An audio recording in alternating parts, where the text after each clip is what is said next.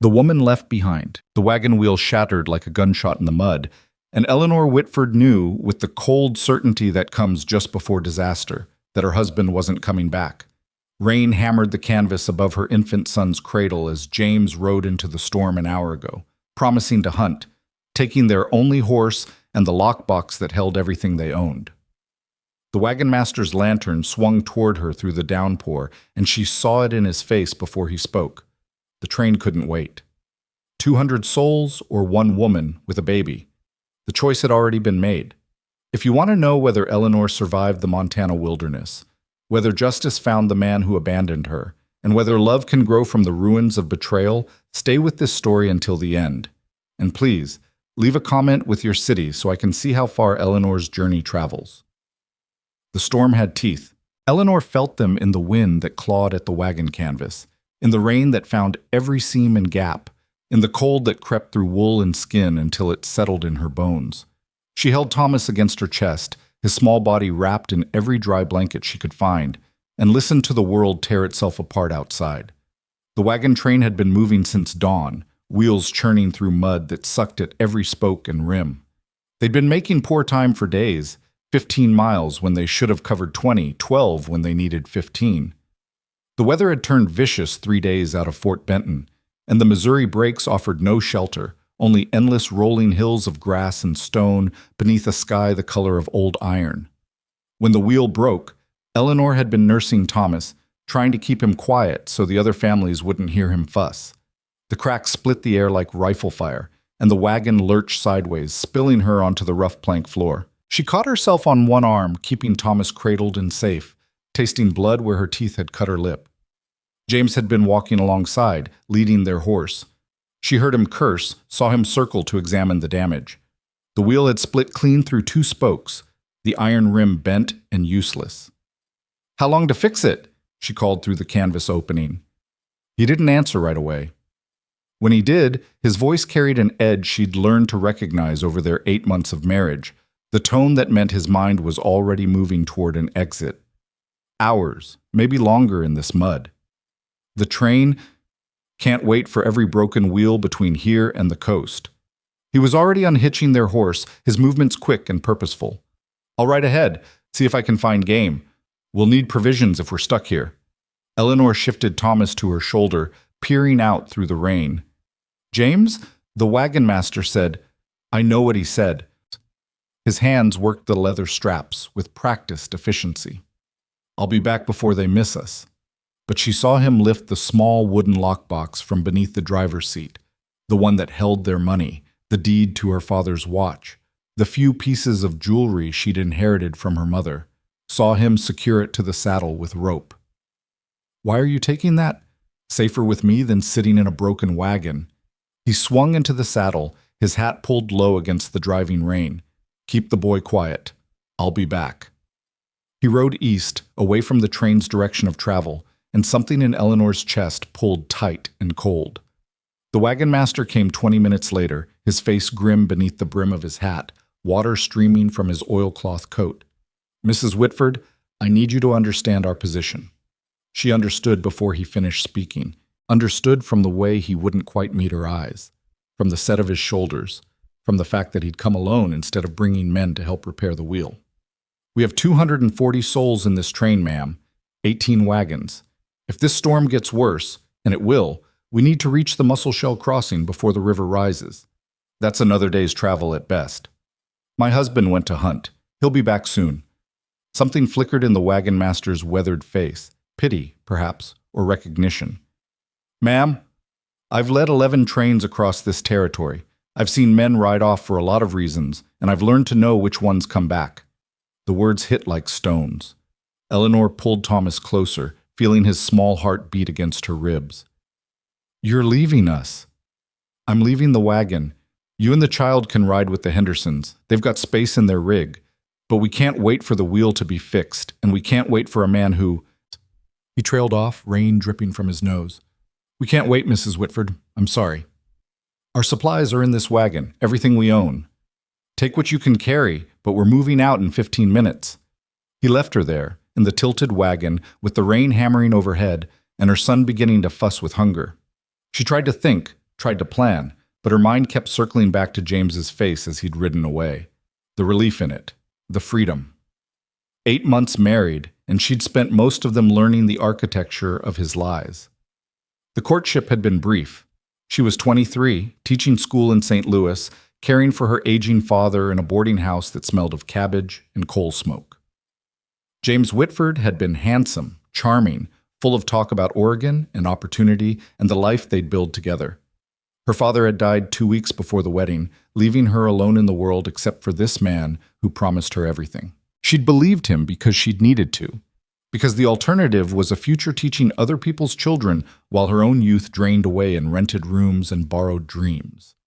Now, sitting in the broken wagon with Thomas crying against her shoulder, Eleanor understood what her instincts had been whispering for months.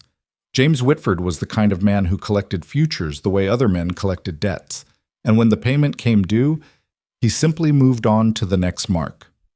She fed Thomas, changed his diaper, wrapped him in dry clothes she pulled from the trunk. Her hands moved automatically while her mind raced through calculations. The Hendersons' wagon was already crowded, 6 children under 10, the oldest boy coughing with something that sounded like pneumonia. Mrs. Henderson had kind eyes but exhausted hands, and her husband had that hollow look men got when they realized they'd brought their family into wilderness that didn't care about good intentions. Could she really crowd into their space, another mouth to feed, another body taking up precious room? And if James did come back, if she'd misjudged him, would he know where to find her in a train of 18 wagons? The questions tangled in her chest like briars. The wagon master's whistle cut through the storm, the signal to move out. Eleanor heard the other wagons creaking into motion, heard the teamsters calling to their oxen, heard the Hendersons' oldest girl crying about leaving her doll behind. She waited for hoofbeats, for James to appear through the rain with game across his saddle and apologies on his lips. The sounds of the train faded into the storm. Darkness came early, swallowed by clouds that turned the afternoon into premature night. Eleanor lit the small lamp, rationing the oil, and inventoried what they had: a trunk of clothes, 2 blankets, a bag of cornmeal, some dried beef, a canteen. The money was gone. The deed to her father's watch was gone. The jewelry was gone. Her husband was gone.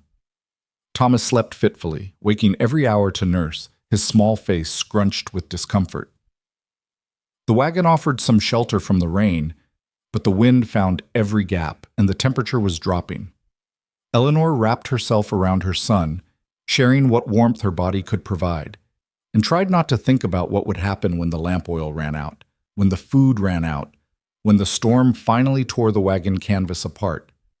She must have dozed, because she woke to Thomas screaming in a different quality to the darkness. The rain had intensified into something biblical, hammering the wagon with such force that she could barely hear her own thoughts. Water was pooling on the floor, running through gaps she hadn't noticed before. Eleanor struggled upright, her body stiff with cold, and realized the wagon was tilting at a steeper angle. The broken wheel had sunk deeper into mud that was now more like a river, and the whole structure was listing dangerously to one side. She grabbed Thomas in the blankets, her heart hammering, trying to think through the panic.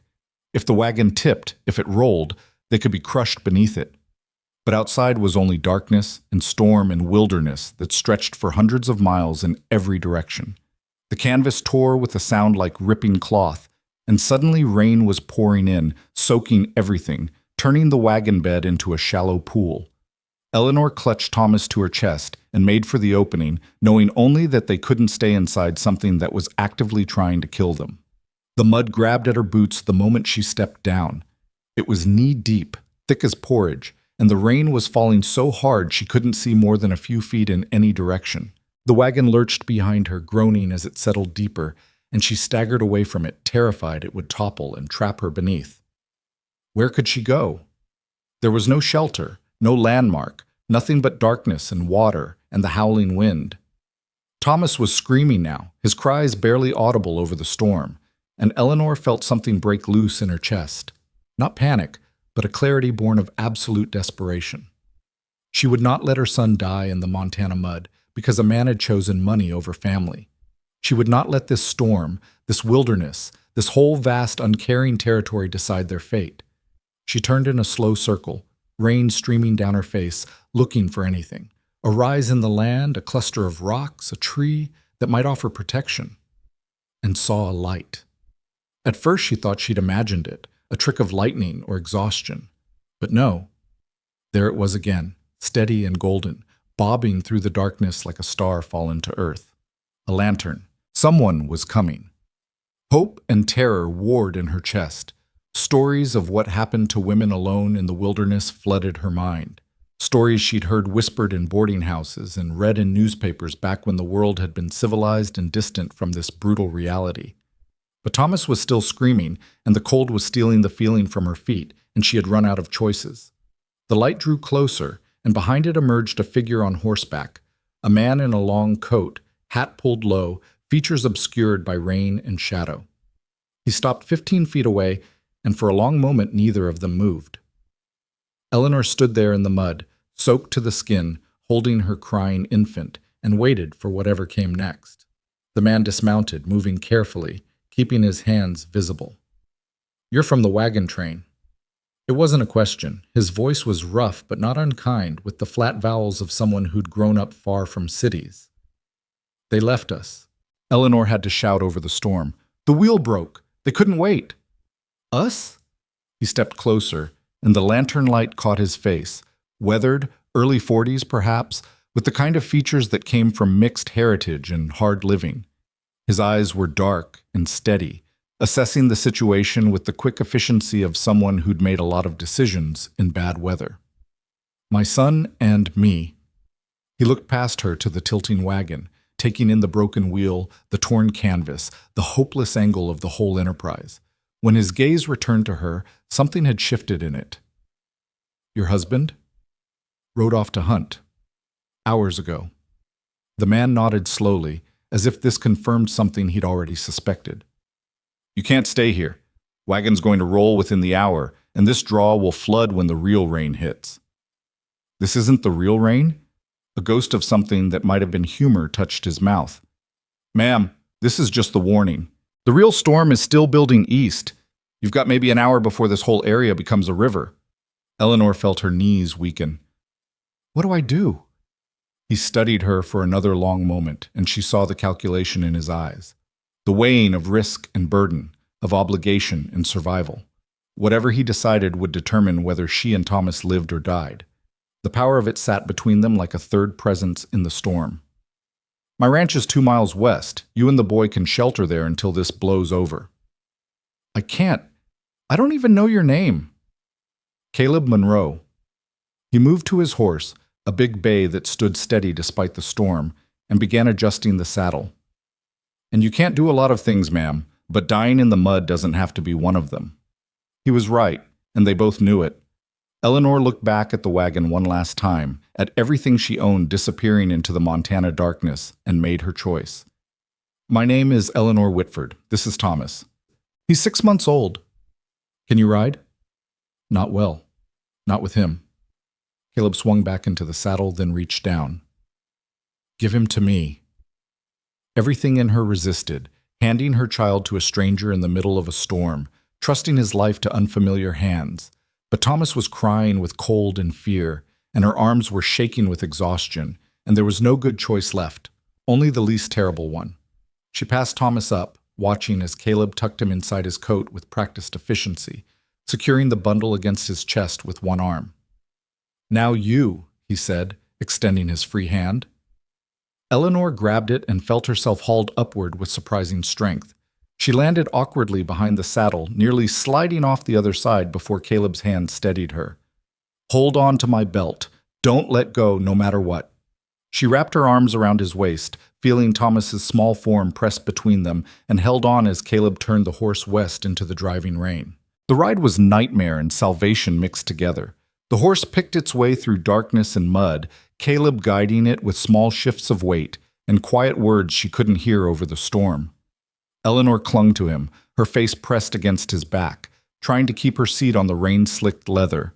Thomas's cries had faded to whimpers, muffled by the coat, and she prayed he was still breathing, still warm, still alive. Time lost meaning. They could have ridden for 20 minutes or 2 hours.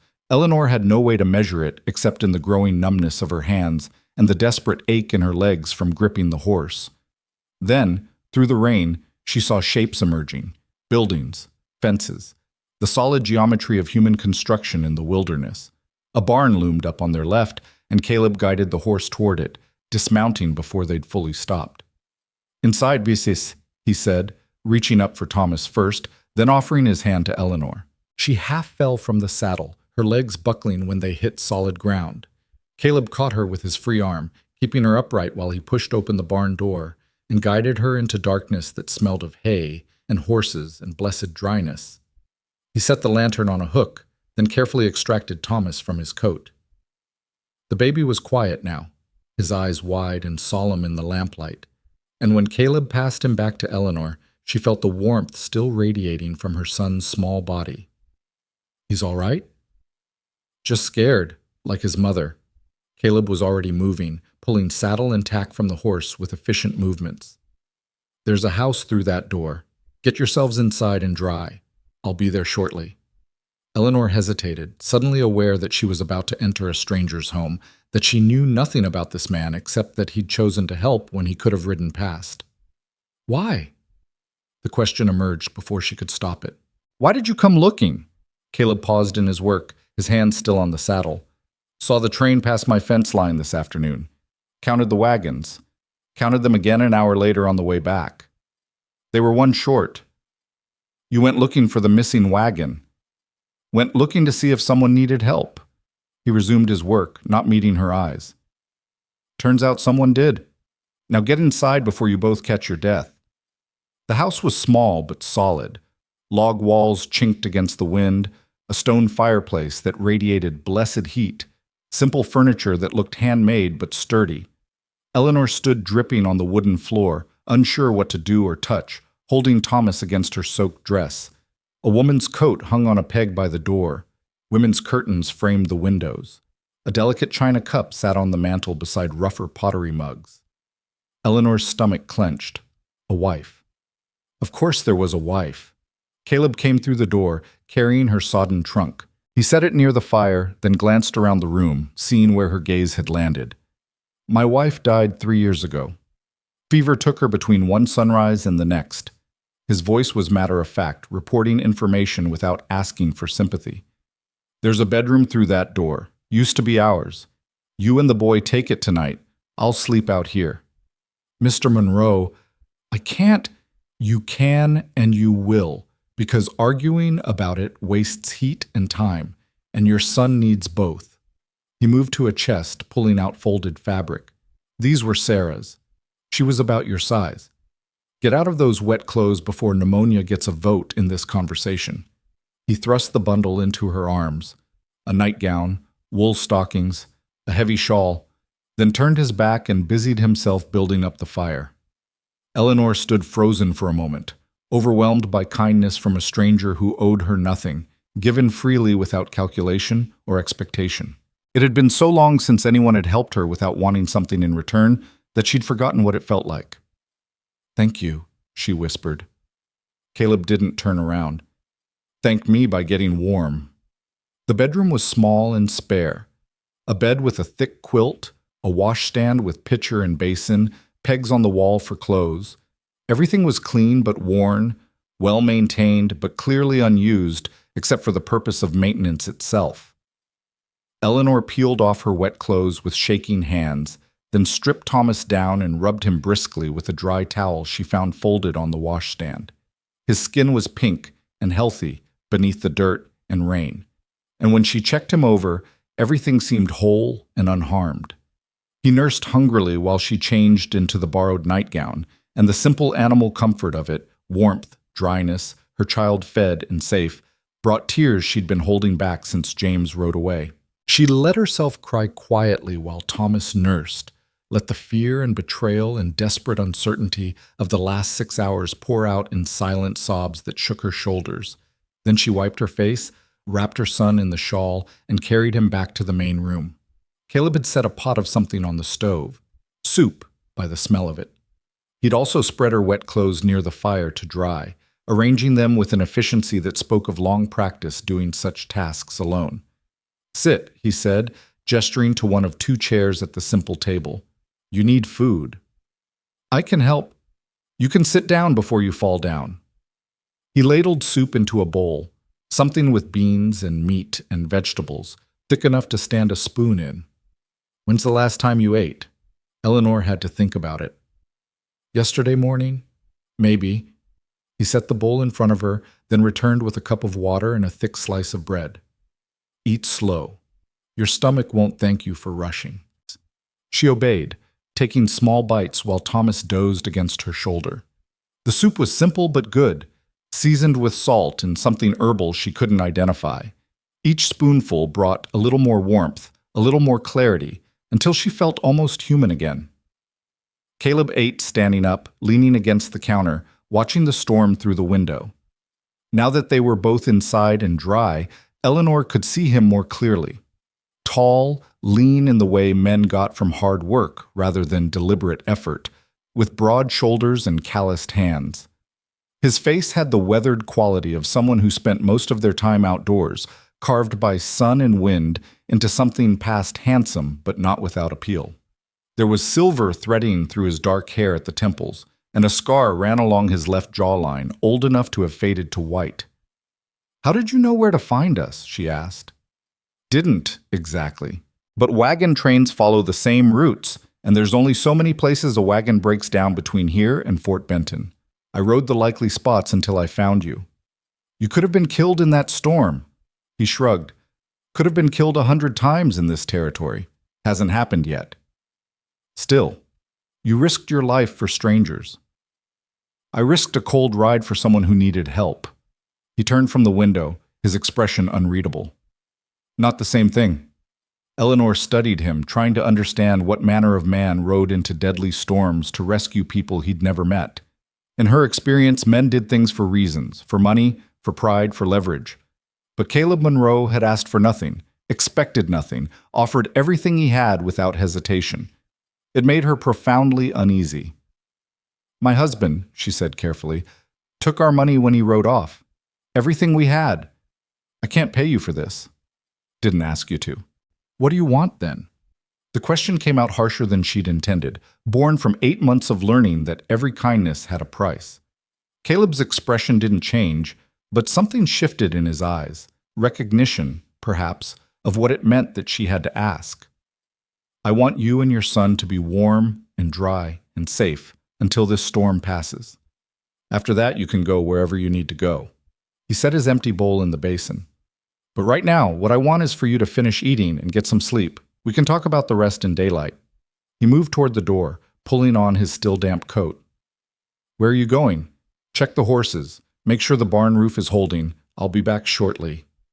He left before she could argue, and Eleanor sat alone in the warm kitchen, holding her sleeping son, trying to reconcile the world she'd known, where men took and lied and left you stranded in storms, with this new reality where strangers risked death to offer shelter. Outside, the storm hammered at the walls, and somewhere in the darkness, James Whitford was riding away with everything she'd once believed about love and marriage and the promises people made.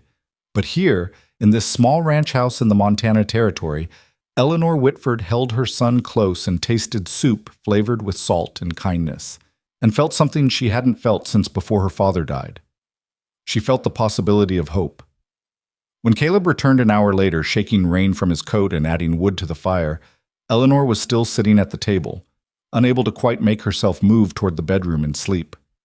Storm's getting worse, he said quietly. We're in for a rough night, but the house has weathered worse, and the barn is solid. How long will it last? Day? Maybe 2. Hard to say. He hung his coat to dry, then moved around the room with the easy familiarity of someone who'd performed these evening rituals 1,000 times. Banking the fire, checking the windows, setting out the lamp for morning. You should sleep while you can. Morning comes early on a ranch. I don't know how to repay this. Then don't.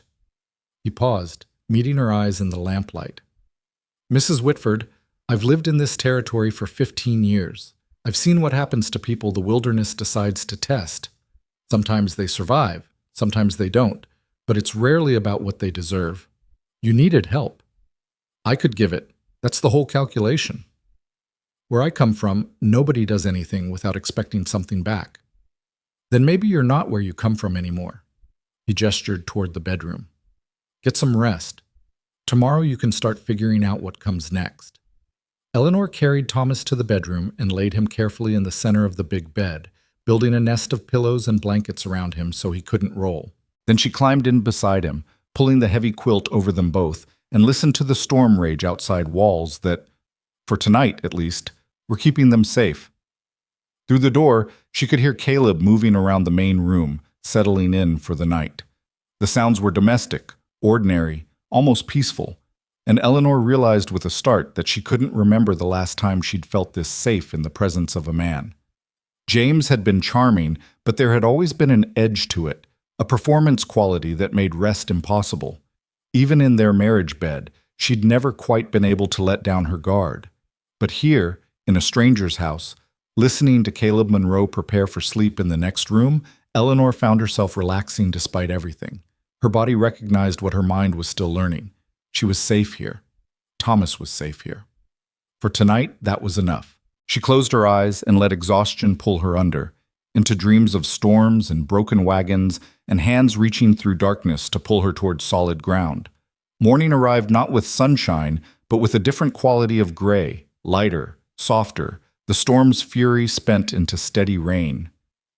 Eleanor woke to unfamiliar silence, the kind that comes from solid walls and distance from cities, and for a moment couldn't remember where she was. Then Thomas stirred beside her, and memory flooded back. The broken wagon. James riding away. The storm.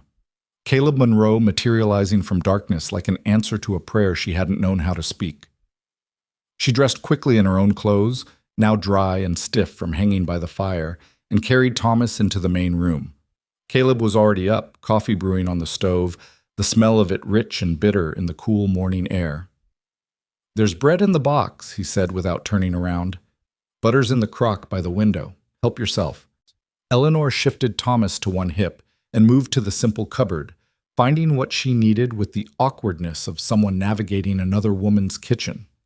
Sarah's kitchen, she reminded herself. 3 years dead but still present in the careful arrangement of cups, the worn spot on the floor by the stove, the delicate stitching on the dish towels. "How long did the storm last?" she asked, slicing bread with a knife that was sharp enough to speak of recent care. "Stopped about an hour before dawn. Creek's up, but not flooding. We were lucky." Lucky. The word sat strange in Eleanor's mouth, given everything that had happened. But she supposed it was true. Lucky the wagon had broken where Caleb could find them. Lucky the storm hadn't killed them before he arrived. Lucky to be alive and warm with food in front of her instead of dead in the Montana mud. She fed Thomas while Caleb moved around the kitchen with the efficient quiet of someone who'd lived alone for years. He didn't ask questions, didn't press for conversation, simply existed in the space with a self-sufficiency that Eleanor found both comforting and unsettling. Men in her experience were either aggressively present or conspicuously absent. Her father had filled every room with opinions and needs. James had been all charm and demands. But Caleb inhabited his own life without requiring witnesses or validation, and she didn't quite know what to make of it. "The wagon train," she said finally. "How far ahead would they be?" Caleb poured coffee into 2 cups, set one in front of her. "Day and a half, maybe 2 days, depending on the mud. They'll be pushing hard for the crossing." "Could we catch them?" He met her eyes over the rim of his cup, and she saw him weighing how much truth to give her. "On a good horse, traveling light, maybe. With a baby and no supplies, in mud that'll suck the shoes off a horse? No." The finality of it settled in her chest like stones. "So I'm stranded here." You're here until you decide where you want to go." He set down his cup. "There's a settlement 12 miles south, Silver Creek. About 200 people, general store, church, school. Wagon trains stop there to resupply. If you want to wait for the next one, that'd be the place." "How often do trains come through?" "This time of year, every few weeks, weather permitting. Could be one next week, could be a month." Eleanor did the mathematics in her head. Weeks of waiting, living on charity she couldn't repay, dependent on strangers in a territory that had already taught her how quickly protection could be withdrawn. The thought made her skin crawl. I can work, she said. I taught school in St. Louis for 5 years. I can read, write, do figures. I'm not asking for charity. Something shifted in Caleb's expression. Approval, perhaps, or respect. Settlement school burned down last winter. They've been trying to rebuild, but funds are short, and the teacher they had moved back east after her husband died. If you're serious about working, they'd likely take you on. Hope sparked in Eleanor's chest, small but real. A job meant money, independence, the ability to make decisions about her own future instead of being buffeted by other people's choices. How would I get there? I'm heading into town later this week to pick up supplies. You and the boy can ride with me, talk to the settlement committee about the teaching position. He refilled his coffee, his movements deliberate. Until then, you're welcome to stay here. There's work enough on a ranch if you want to earn your keep, cooking, mending, general tasks. I don't expect it, but I won't refuse it if you're offering. Eleanor looked around the kitchen, seeing it now with different eyes. The pile of mending in the corner, buttons missing and hems unraveling. The dishes stacked haphazardly, clean but chaotic. The general air of a space maintained for function, but not comfort, inhabited by someone who'd forgotten how to make a home instead of just a shelter. I'll earn my keep, she said firmly. It's the least I can do. Caleb nodded once, accepting the terms. Then we have an arrangement. The days that followed developed a rhythm Eleanor hadn't expected. Caleb rose before dawn to tend the animals and check fences, returning for breakfast that Eleanor learned to have ready: coffee, eggs when the hens cooperated, bread toasted over the fire. He worked through the morning while Eleanor tackled the accumulated disorder of a house that had been functioning but not thriving, then returned at midday for a simple meal before heading back out until supper. In the evenings, they sat at the small table and ate the food Eleanor had prepared from supplies in the cellar: potatoes, onions, the last of the winter squash, preserved meat that Caleb had put up himself. The conversations were sparse, but not uncomfortable, filled with practical information about the ranch, the territory, the realities of survival in a place where winter could kill you and summer could burn you, and spring was just a polite fiction between the two. Eleanor learned that Caleb had come to Montana 15 years ago, following gold rumors that proved hollow, but finding land that proved solid. That he'd built the ranch from nothing, one log and one fence post at a time. That Sarah had been a homesteader's daughter, raised to frontier hardship, who'd taken to ranch life like she was born for it. She was tougher than me, Caleb said one evening, his voice quiet. Could shoot better, ride harder, work longer. I thought we'd have 50 years together. What happened? Fever came through one winter, killed her in 36 hours. I couldn't... He stopped, the sentence unfinished. Didn't matter what I could or couldn't do. She was gone. Eleanor understood the shape of that grief, the way it carved you out and left you hollow, the way it taught you that love was just another form of fragility. She'd felt it when her father died, when the last person who'd known her as a child disappeared and left her alone in the world. I'm sorry, she said, the words inadequate but sincere. Caleb shrugged. Territory takes what it wants. You learn to live with what's left. The words should have been bleak, but somehow they weren't. There was a steadiness to Caleb's grief, an acceptance that didn't mean forgetting, but rather carrying the weight without being crushed by it. Eleanor found herself watching him when he didn't notice, trying to understand how someone survived that kind of loss without becoming bitter or broken. Thomas, for his part, seemed to thrive in the ranch's quiet routine. He slept better in the solid house, ate better with Eleanor's nerves settling, and spent his waking hours watching Caleb with the solemn fascination babies had for new faces.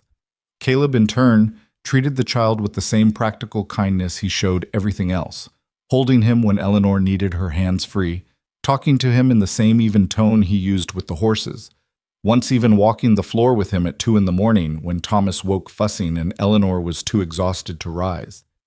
You don't have to, she'd said, emerging from the bedroom to find Caleb pacing with Thomas against his shoulder. Go back to sleep, he's fine. But he's a baby who's had a rough week. Doesn't matter whose he is. Caleb's hand patted Thomas's back with surprising gentleness. Sleep, Eleanor. I've got him. It was the first time he'd used her given name, and the casual intimacy of it settled in her chest with unexpected warmth. She returned to bed and listened through the door as Caleb walked and murmured to Thomas until the crying stopped. and felt something shift in her understanding of what a man could be. On the fourth day, as Eleanor was mending one of Caleb's shirts, the seams splitting from wear and hard use, a rider appeared on the eastern horizon. Caleb saw him first, standing at the window with his coffee cup frozen halfway to his mouth. "We've got company." Eleanor's hand stilled on the fabric. "Who?" "Can't tell yet, but nobody rides out here unless they're lost or looking for something specific."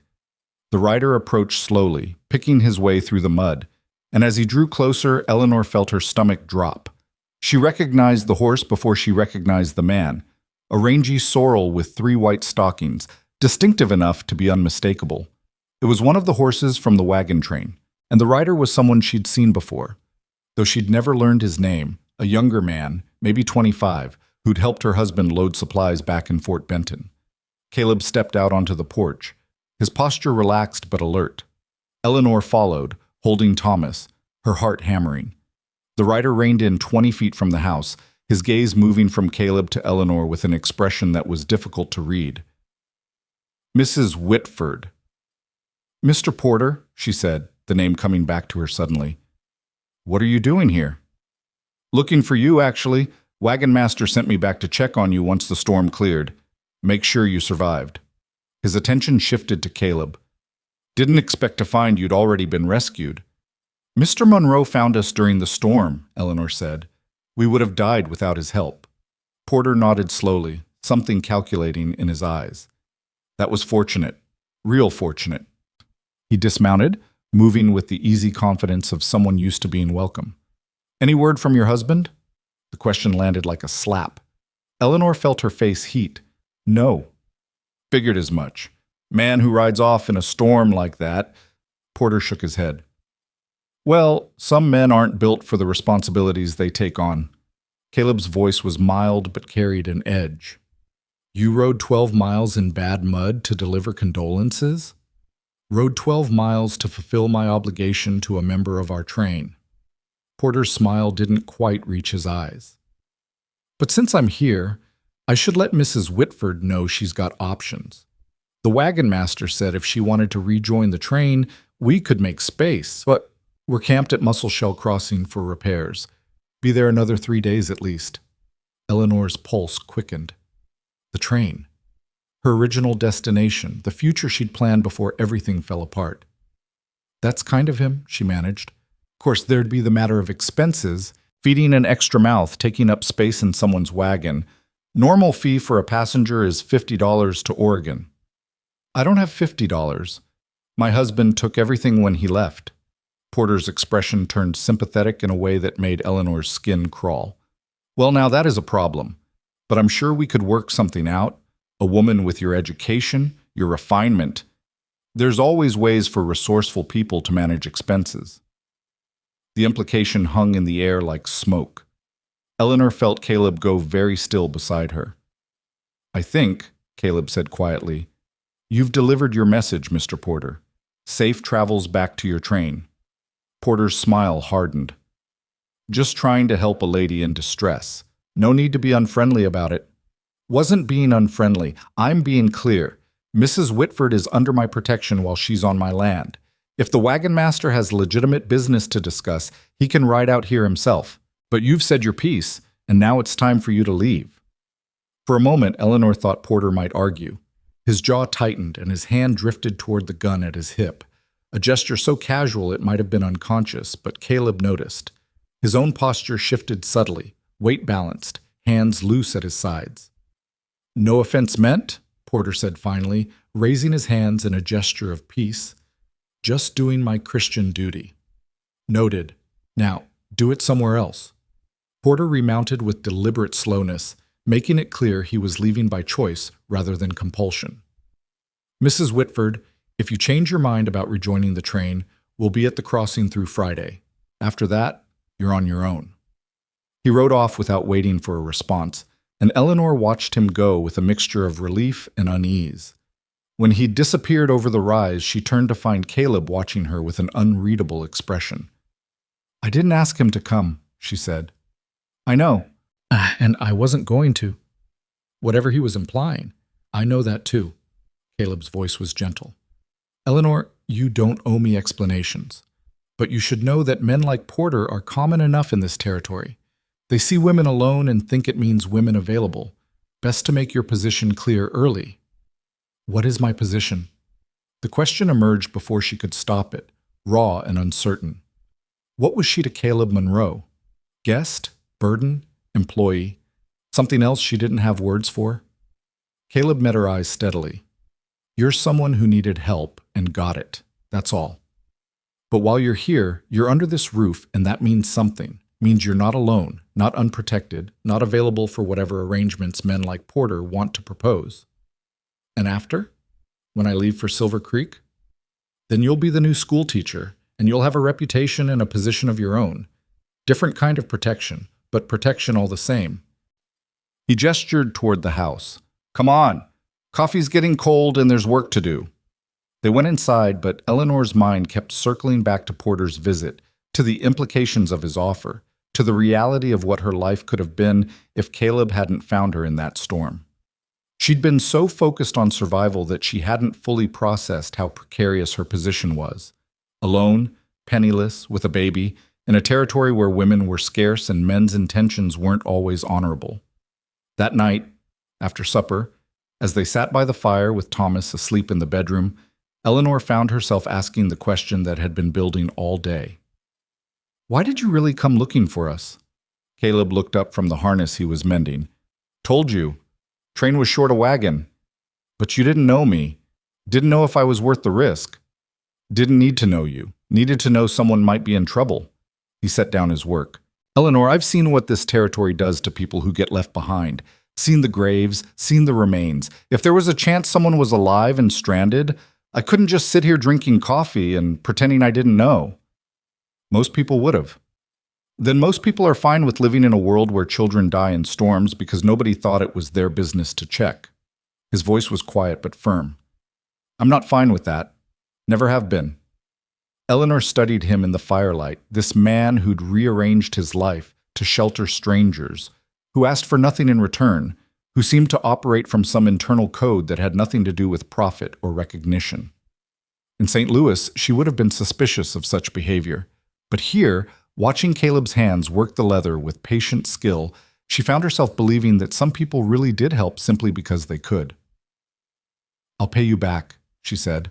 Once I have the teaching position, once I'm earning money, I'll pay you for the food, the shelter, everything. Don't want your money. Then what do you want? Caleb was quiet for a long moment, his hands still on the harness. When he spoke, his voice carried a weight that hadn't been there before. I want you to build a life where you don't owe anyone anything, where you make choices because they're what you want, not because you're trading for protection or paying off debts. He looked at her directly. I want you to be free, Eleanor. That's all. The words settled over her like a blanket, warm and unexpected. She'd spent so long thinking of freedom as something to be earned or bartered for, something men gave and women paid for in 1,000 subtle ways. But Caleb spoke of it like it was a birthright, something she deserved simply by existing. I don't know if I know how to do that, she admitted. Then you'll learn. You're smart, capable, stronger than you think you are. You'll figure it out. Eleanor wanted to believe him. Wanted to believe she could be the kind of woman who stood on her own, who made decisions from strength rather than fear. But the weight of her marriage to James, the betrayal of it, still sat heavy in her chest. Can I ask you something? Caleb nodded. When Sarah died, did you ever think about remarrying, finding someone else? Thought about it, he admitted. Had a few opportunities over the years, but none of them felt right. Felt like I'd be asking someone to fill a space that was carved out for someone else, and that's not fair to anyone. So you've been alone for 3 years. Alone's not the same as lonely. I've got the ranch, got neighbors when I need company, got a life that suits me fine most days. He returned to his mending. Maybe someday that'll change, but I'm not looking to force it. Eleanor understood what he wasn't saying, that he'd rather be alone than settle for something less than what he'd lost. There was a dignity in that, a refusal to compromise simply because compromise was convenient.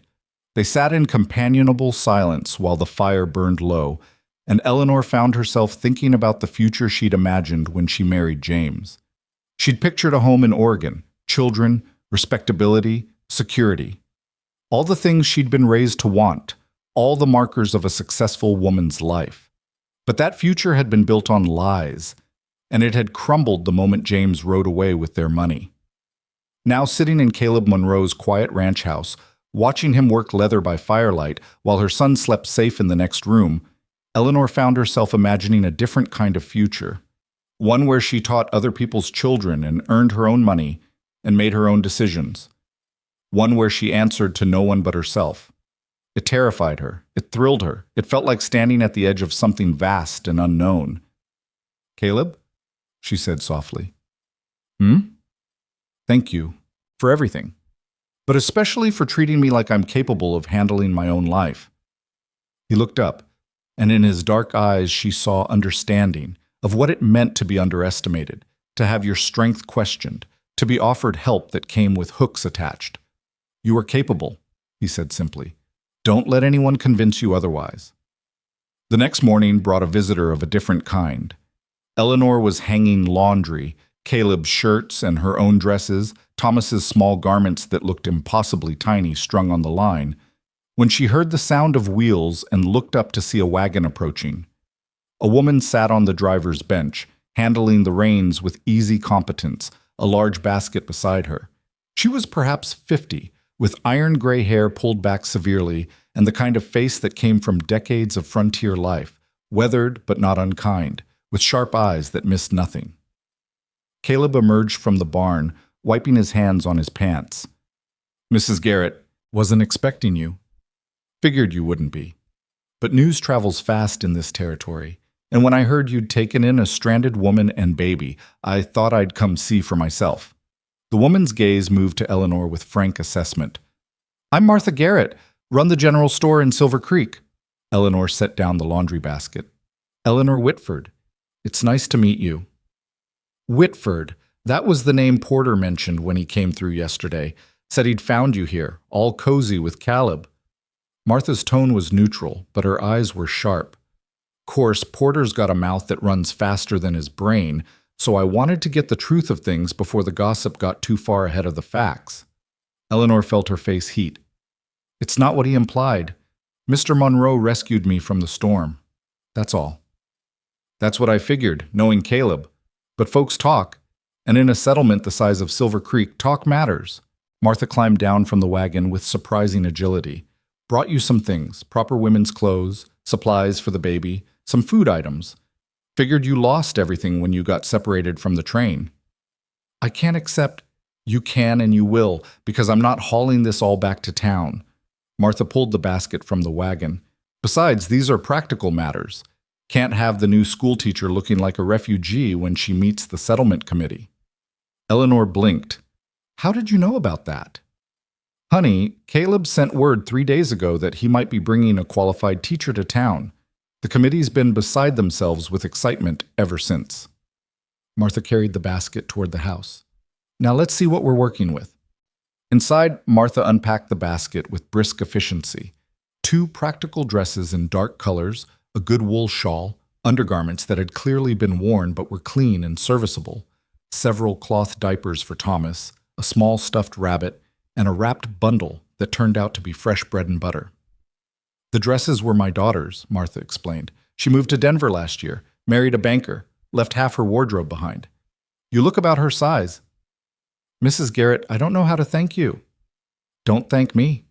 Thank Caleb for sending word, and thank yourself for being brave enough to start over in a place that doesn't owe you anything." Martha's expression softened slightly. "I know what it's like, honey. Came to this territory myself 20 years ago after my first husband died. Had nothing but grit and determination, built a life anyway." Eleanor felt something unclench in her chest. Here was a woman who understood, who'd faced the same uncertainty and survived it, who'd built something from nothing and knew what that cost. "The teaching position," Eleanor said. "Is it real? Or was Caleb being kind?" "Oh, it's real as rain. School burned down last February, and we've been making do with mothers taking turns teaching their own children. But what we need is a proper schoolhouse and a proper teacher. You've got credentials? 5 years teaching in St. Louis, Girls Academy, and then public school." Martha's eyes lit up. "That's better than we hoped for. The committee meets Saturday. Caleb says he'll bring you to town Friday, let you settle in at the boarding house, meet some folks. You impress them on Saturday, and the position is yours. What does it pay? $30 a month plus room and board at the boarding house. School year runs September through May, but we could use help over the summer too if you're willing. There's reading programs for the adults, Sunday school, that sort of thing. Eleanor did the mathematics quickly. $30 a month was more than she'd made in St. Louis, and with room and board included, she could save most of it. In 6 months, she'd have enough for a train ticket to anywhere she wanted. In a year, enough to truly start over. I'll take it, she said. If the committee approves me, I'll take it. They'll approve you. Martha's certainty was absolute. We're desperate for good teachers, and anyone Caleb Monroe vouches for is worth listening to. Man's got better judgment than most. After Martha left, Eleanor tried on one of the dresses. It fit reasonably well, just a little loose in the waist, and the dark blue fabric was sturdy and practical. She looked at herself in the small mirror above the washstand and barely recognized the woman staring back, thinner than she'd been in St. Louis, harder somehow, but with eyes that held something new. Determination, maybe. Or hope. That evening, she made a proper supper. Venison Caleb had brought in, potatoes roasted with herbs from the garden, bread with butter. It was the best meal she'd cooked since arriving, and she watched with satisfaction as Caleb ate with genuine appetite. Mrs. Garrett speaks highly of you, Eleanor said. Martha's good people. Helped me and Sarah get established when we first came out here. Loaned us supplies we couldn't afford, never asked for repayment. So you're doing for me what she did for you. Caleb shrugged. Territory works that way. People help because someday they'll need help too. It's how we all survive. Eleanor thought about St. Louis, about the boarding houses where everyone kept to themselves, about the careful accounting of favors owed and debts repaid. This was different, a web of mutual obligation that bound people together rather than dividing them. I want to be part of that, she said, the helping. Once I'm established, once I have something to give. You will be. Teacher's an important position in a place like Silver Creek. You'll be helping every family with children, and that's no small thing. Later, after Thomas was asleep and Caleb had gone out to check the horses, Eleanor sat alone in the quiet house and let herself think about James for the first time in days. Where was he now? What lies was he telling? Had he ever intended to stay married to her, or had the whole thing been a con from the start? Marry a woman with a small inheritance, drain her resources, disappear into the Western territories where no one would ask questions. The betrayal still stung, but beneath it she felt something else emerging. Not quite gratitude, she couldn't be grateful for what he'd done, but a strange sort of relief that he'd shown his true nature before they'd reached Oregon, before she'd sunk more years into a marriage built on deception. If James had stayed, she'd be in Oregon now, probably pregnant again, trapped in a life where every day confirmed what her instincts had been whispering for months. She'd have lived that life until it killed her, simply because leaving seemed impossible. But he'd left her first, and in doing so, had set her free. Eleanor understood now what Caleb had meant when he said he wanted her to be free. It wasn't about not owing anyone anything. That was impossible when you lived in community. It was about owing things you'd freely chosen to owe, helping because you wanted to help, building connections based on mutual respect rather than desperate need. She could have that life. The teaching position was real, the settlement needed her, and for the first time since her father died, Eleanor had the chance to build something that belonged entirely to her. All she had to do was be brave enough to reach for it. Friday morning arrived with crystalline clarity, the kind of spring day that made Montana look like a promise instead of a threat. Eleanor dressed in one of Martha's dresses, pinned her hair with extra care, and tried to calm the nervousness fluttering in her chest. Today she would meet the people of Silver Creek, the settlement committee, the community that might become her future. Caleb had the wagon ready by the time she emerged with Thomas bundled against the morning chill. He'd cleaned it, she noticed, and laid fresh blankets across the seat. Small considerations that spoke louder than words. The ride to Silver Creek took just over 2 hours, following a rutted track that wound through grassland beginning to green with spring growth.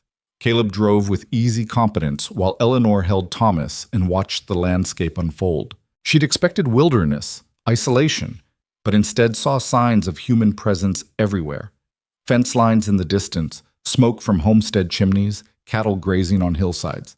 The territory was settled, claimed, shaped by people determined to make it yield a living. "It's more civilized than I expected," she said. "Civilization's a relative term out here. We've got laws and churches and schools, but we're still 3 days from the nearest telegraph and a week from anything resembling a city." Caleb guided the wagon around a deep rut. "Silver Creek's grown since I first came. Back then it was 6 buildings and big dreams. Now it's maybe 40 families, a main street, actual prospects. What changed? Silver mine hit a decent vein about 8 years ago. Wasn't enough to make anyone rich, but enough to keep people working steady. That brought merchants, which brought families, which brought the need for all the things families need. School, church, proper doctor. The usual progression. Silver Creek appeared gradually, resolving from distant shapes into actual buildings as they crested a low rise. The settlement sprawled along a creek bed, its main street a wide dirt avenue lined with false-fronted structures that tried for dignity despite their rough construction. Eleanor counted a general store, what looked like a saloon, a church with a modest steeple, several buildings whose purposes weren't immediately clear, and scattered houses ranging from tidy cabins to ambitious 2-story constructions still showing fresh lumber. Caleb drove straight to the general store, where Martha Garrett stood on the porch as if she'd been expecting them at exactly this moment. "Right on time," Martha said, descending to help Eleanor from the wagon. "The boarding house is ready, and I've arranged for the committee to meet you this afternoon instead of tomorrow. Figured you'd rather get it over with than spend the night worrying." Eleanor's stomach clenched, but she nodded. "That's thoughtful. Thank you. The boarding house is just there." Martha pointed to a 2-story building at the end of the street, painted white, with green shutters that gave it an air of respectability. "Mrs. Chen runs it. She's Chinese, been here longer than most of us, and she doesn't tolerate nonsense. You'll like her." They walked down the street with Thomas in Eleanor's arms, and she felt eyes tracking their progress from windows and doorways. Strangers in Silver Creek were notable enough to draw attention, and a strange woman with a baby even more so. Eleanor kept her chin up and her expression pleasant, aware she was being evaluated with every step. The boarding house smelled of lemon oil and bread.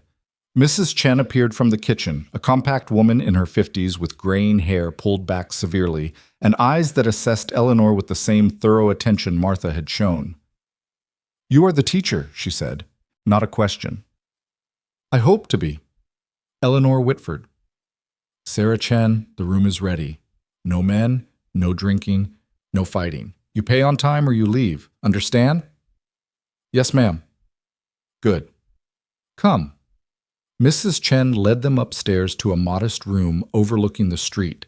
It held a narrow bed, a washstand, a small table with 2 chairs, and a cradle that looked freshly made.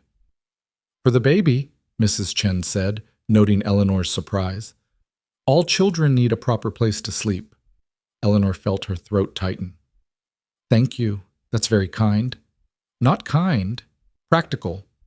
Baby who sleeps well means mother who sleeps well, which means less crying through the walls." But Mrs. Chen's stern expression softened slightly as she looked at Thomas. "He is healthy?" "Very healthy." "Then he will do fine here." She moved to the door. "Committee meets at 3 o'clock in the church. Martha will come for you. Don't be late. After Mrs. Chen left, Eleanor sat on the bed with Thomas and tried to breathe through her nervousness. Everything was happening so fast. Just over a week ago, she'd been a married woman heading to Oregon, and now she was preparing to interview for a teaching position in a Montana settlement, her husband gone, and her entire future balanced on the next few hours.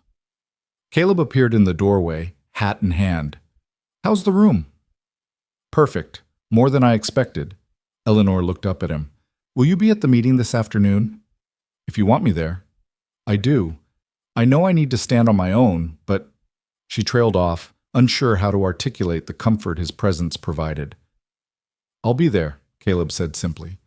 "Martha, too. You won't be walking into that room alone." At precisely 3 o'clock, Eleanor entered the church to find 7 people waiting, 3 men and 4 women, ranging in age from perhaps 30 to 60, all dressed in their best clothes and wearing expressions of careful neutrality. Martha made introductions swiftly. "This is Eleanor Whitford. recently of St. Louis, where she taught for 5 years. Eleanor, this is the settlement committee. Robert Hayes, our minister. Dr. Samuel Blake. John Morrison, who owns the mercantile. And the ladies are myself, obviously, Catherine Morrison, Elizabeth Hayes, and Margaret Thornton. Eleanor nodded to each in turn, trying to remember names and faces while fighting the urge to fidget with Thomas, who sat quietly in her arms observing the strangers with his usual solemn intensity. Robert Hayes spoke first, his voice carrying the measured cadence of someone who gave sermons regularly. Mrs. Whitford, we appreciate you making the journey to Silver Creek. Martha has spoken highly of your qualifications, and Mr. Monroe's recommendation carries considerable weight. However, we do have some questions before we can make a decision. Of course, I'm happy to answer anything. Your teaching experience in St. Louis, what grades did you work with? I started at a girls' academy teaching reading and composition to students aged 12 to 16. Later, I moved to public school where I taught mixed grades, primarily 7 through 12. I'm comfortable with younger students as well, though my formal experience is with older children. Catherine Morrison leaned forward, her expression kind but curious. What made you leave St. Louis? Eleanor had prepared for this question, had rehearsed various versions of the truth that might sound less damning, but sitting in the church with these people who would be her neighbors if she stayed, she found she couldn't begin with a lie. I married a man I thought was trustworthy. He convinced me to come west with him to start a new life in Oregon. On the journey, when our wagon broke down, he left me and our son behind, taking all our money with him. I don't know where he is now, and frankly, I don't care to find out. The silence that followed was heavy. Eleanor saw the committee members exchanging glances, saw judgment forming in some eyes and sympathy in others. She waited, holding Thomas close, preparing for rejection. Margaret Thornton spoke unexpectedly, her voice firm despite her age. So you're alone now, supporting yourself and a child. Yes, ma'am. That's why I need this position. I won't pretend otherwise. And if your husband returns? If he comes looking for you? Eleanor met the older woman's eyes steadily. Then he'll find I'm no longer interested in being his wife. I may be legally married, but I consider myself bound to a man who abandoned us to die in a storm. If I need to seek a divorce, I will. Dr. Blake cleared his throat. Divorce is a serious matter, Mrs. Whitford. Scandalous in some circles. Less scandalous than abandonment, I'd think. But I understand your concern. I won't bring drama to this settlement. I want to work, to teach your children well, and to build a quiet, respectable life, that's all. And the baby? Elizabeth Hayes asked, not unkindly. Teaching is demanding work. How will you manage with an infant? Before Eleanor could answer, Martha cut in. Sarah Chen has already agreed to mind the child during school hours. She raised 4 of her own while running the boarding house. And before anyone asks, yes, she'll charge a fair rate. And yes, Mrs. Whitford can afford it on the salary we're offering. If we offer the position, John Morrison said carefully, which we haven't decided yet. John, don't be dense. Margaret Thornton's voice carried the authority of someone who'd lived through enough nonsense to recognize more when she saw it. We've had children going without proper education for nearly 4 months. Mrs. Whitford is qualified, willing, and available. The only question is whether we're going to let our prejudices about abandoned wives get in the way of doing what's right for our children. It's not prejudice, Robert Hayes protested. It's concern about propriety. A woman alone, potentially still married, teaching our daughters, would be teaching them that intelligence and capability matter more than a man's approval, Margaret interrupted. Seems like a good lesson to me.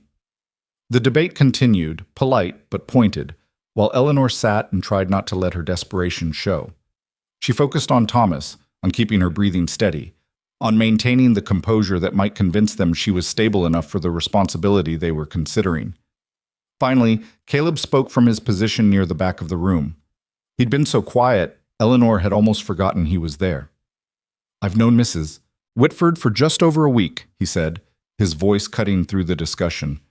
In that time, I've watched her handle disaster with more grace than most men show in comfort. She's smart, practical, doesn't complain, and works harder than she needs to just to earn her keep. If you're worried about her character, don't be. If you're worried about scandal, I'll vouch for her myself, And anyone who wants to gossip about a woman who's already been through hell can take it up with me directly." The room fell silent. Eleanor felt heat creep up her neck, touched and embarrassed in equal measure by Caleb's fierce defense. Dr. Blake spoke carefully. "That's quite an endorsement, Caleb. You're certain?" "I'm certain she deserves a chance. What she does with it is up to her, but she deserves the opportunity to try." More glances exchanged, more silent communication Eleanor couldn't quite read. Then Margaret Thornton stood, her decision clearly made. "I move we offer Mrs. Whitford the teaching position, starting immediately at $30 per month plus room and board. Summer work to be negotiated separately. All in favor?" 4 hands went up immediately: Margaret's, Martha's, Catherine Morrison's, and Dr. Blake's. After a moment's hesitation, Elizabeth Hayes raised her hand as well. Robert Hayes and John Morrison sat with hands folded, their expressions disapproving but outnumbered. "Motion carries," Margaret said with satisfaction. "Welcome to Silver Creek, Mrs. Whitford. We'll have contracts drawn up by Monday, and you can start working on the school building plans immediately. We've got lumber donated and waiting, but we need someone to tell us what a proper schoolhouse actually needs." Eleanor felt something break loose in her chest. Relief, gratitude, hope, all tangled together. "Thank you, all of you. I won't let you down." "See that you don't," John Morrison said stiffly. "We're taking a considerable risk on you." "And she's taking a considerable risk on us," Martha shot back. "Moving to a settlement she's never seen, trusting strangers to honor their commitments. Goes both ways, John." After the meeting dispersed, Eleanor stood outside the church with Thomas, still processing what had just happened. She had a job, a real job, with a salary and purpose and the foundation for building something permanent. Caleb approached quietly, hat in hand. "Congratulations." "Thank you, and thank you for what you said in there. You didn't have to defend me so fiercely." "Yes, I did. They were about to let good sense get overruled by propriety, and that's how settlements end up with no teachers and children who can't read." He settled his hat back on his head. "You earned this, Eleanor. Remember that when people like Morrison make you feel like it was charity." "Will you stay in town tonight? Martha mentioned there's a dance at the saloon. Sort of a welcome for me." "Rather get back to the ranch. Animals need tending, and I'm not much for dancing anyway." He glanced toward the boarding house. "But you'll be fine here. Martha will look after you, and Mrs. Chen doesn't let trouble past her front door." Eleanor felt an unexpected pang at the thought of him leaving. Over the past week, Caleb's steady presence had become something she relied on, not in the desperate way she'd relied on James, but in the quieter way you relied on solid ground beneath your feet. "When will I see you again?" "I'll bring supplies to town in a few weeks. Check in, see how you're settling." He paused, something unreadable crossing his face. "But you don't need me checking in, Eleanor. You're going to do just fine on your own." He was right, she knew. This was exactly what she'd wanted. Independence, the ability to stand without anyone's support. But knowing it and feeling it were different things, and she found herself wishing he'd stay just a little longer. "Safe travels," she said instead, "and thank you for everything." Caleb nodded once, then walked to his wagon and drove away without looking back. Eleanor watched until he disappeared around a bend, then carried Thomas inside to begin her new life. The dance that evening was held in the saloon, which had been temporarily cleared of its rougher clientele for the occasion. Eleanor wore her better dress and tried not to feel self-conscious as Martha introduced her to what felt like every person in Silver Creek. Names and faces blurred together, homesteaders and miners, merchants and their wives, children who would be her students, all curious about the new teacher who'd arrived with such dramatic circumstances. She danced twice, both times with older gentlemen who treated her with grandfatherly courtesy, and spent the rest of the evening holding Thomas and making conversation with the settlement's women. They were cautiously welcoming, asking about her plans for the school, sharing stories of their own children's educational needs, offering advice about surviving Montana winters. "You'll want to stock up on lamp oil," Catherine Morrison said. "Winter nights are long, and you'll be grading papers by lamplight from October through March." "And wool stockings," added another woman whose name Eleanor had already forgotten. "The boarding house gets drafty when the temperature drops below zero." "Below zero?" Eleanor tried not to sound alarmed. "Regularly. Sometimes stays that way for weeks. The woman's smile was sympathetic. But you'll adjust. Everyone does, or they leave. No middle ground in this territory. Around 10 o'clock, a commotion at the door drew everyone's attention. A man entered, travel-worn and dusty, his eyes scanning the crowd with obvious purpose. When his gaze landed on Eleanor, he started toward her with an expression she couldn't quite read. Martha stepped smoothly into his path. "Can I help you?" "I'm looking for Eleanor Whitford. Heard she was in town." Eleanor's stomach dropped. The voice was unfamiliar, but the way he was looking at her sent warning bells ringing. She shifted Thomas to her other hip and waited. "Who's asking?" Martha's tone had gone cool. "Name's Daniel Whitford. I'm looking for my brother's wife." The saloon went quiet. Eleanor felt every eye turned toward her, felt the weight of judgment and curiosity pressing down like a physical force. "Your brother," she said carefully, "abandoned me and my son during a storm, took all our money and left us to die. I'm not sure what you think I owe him, but you're mistaken."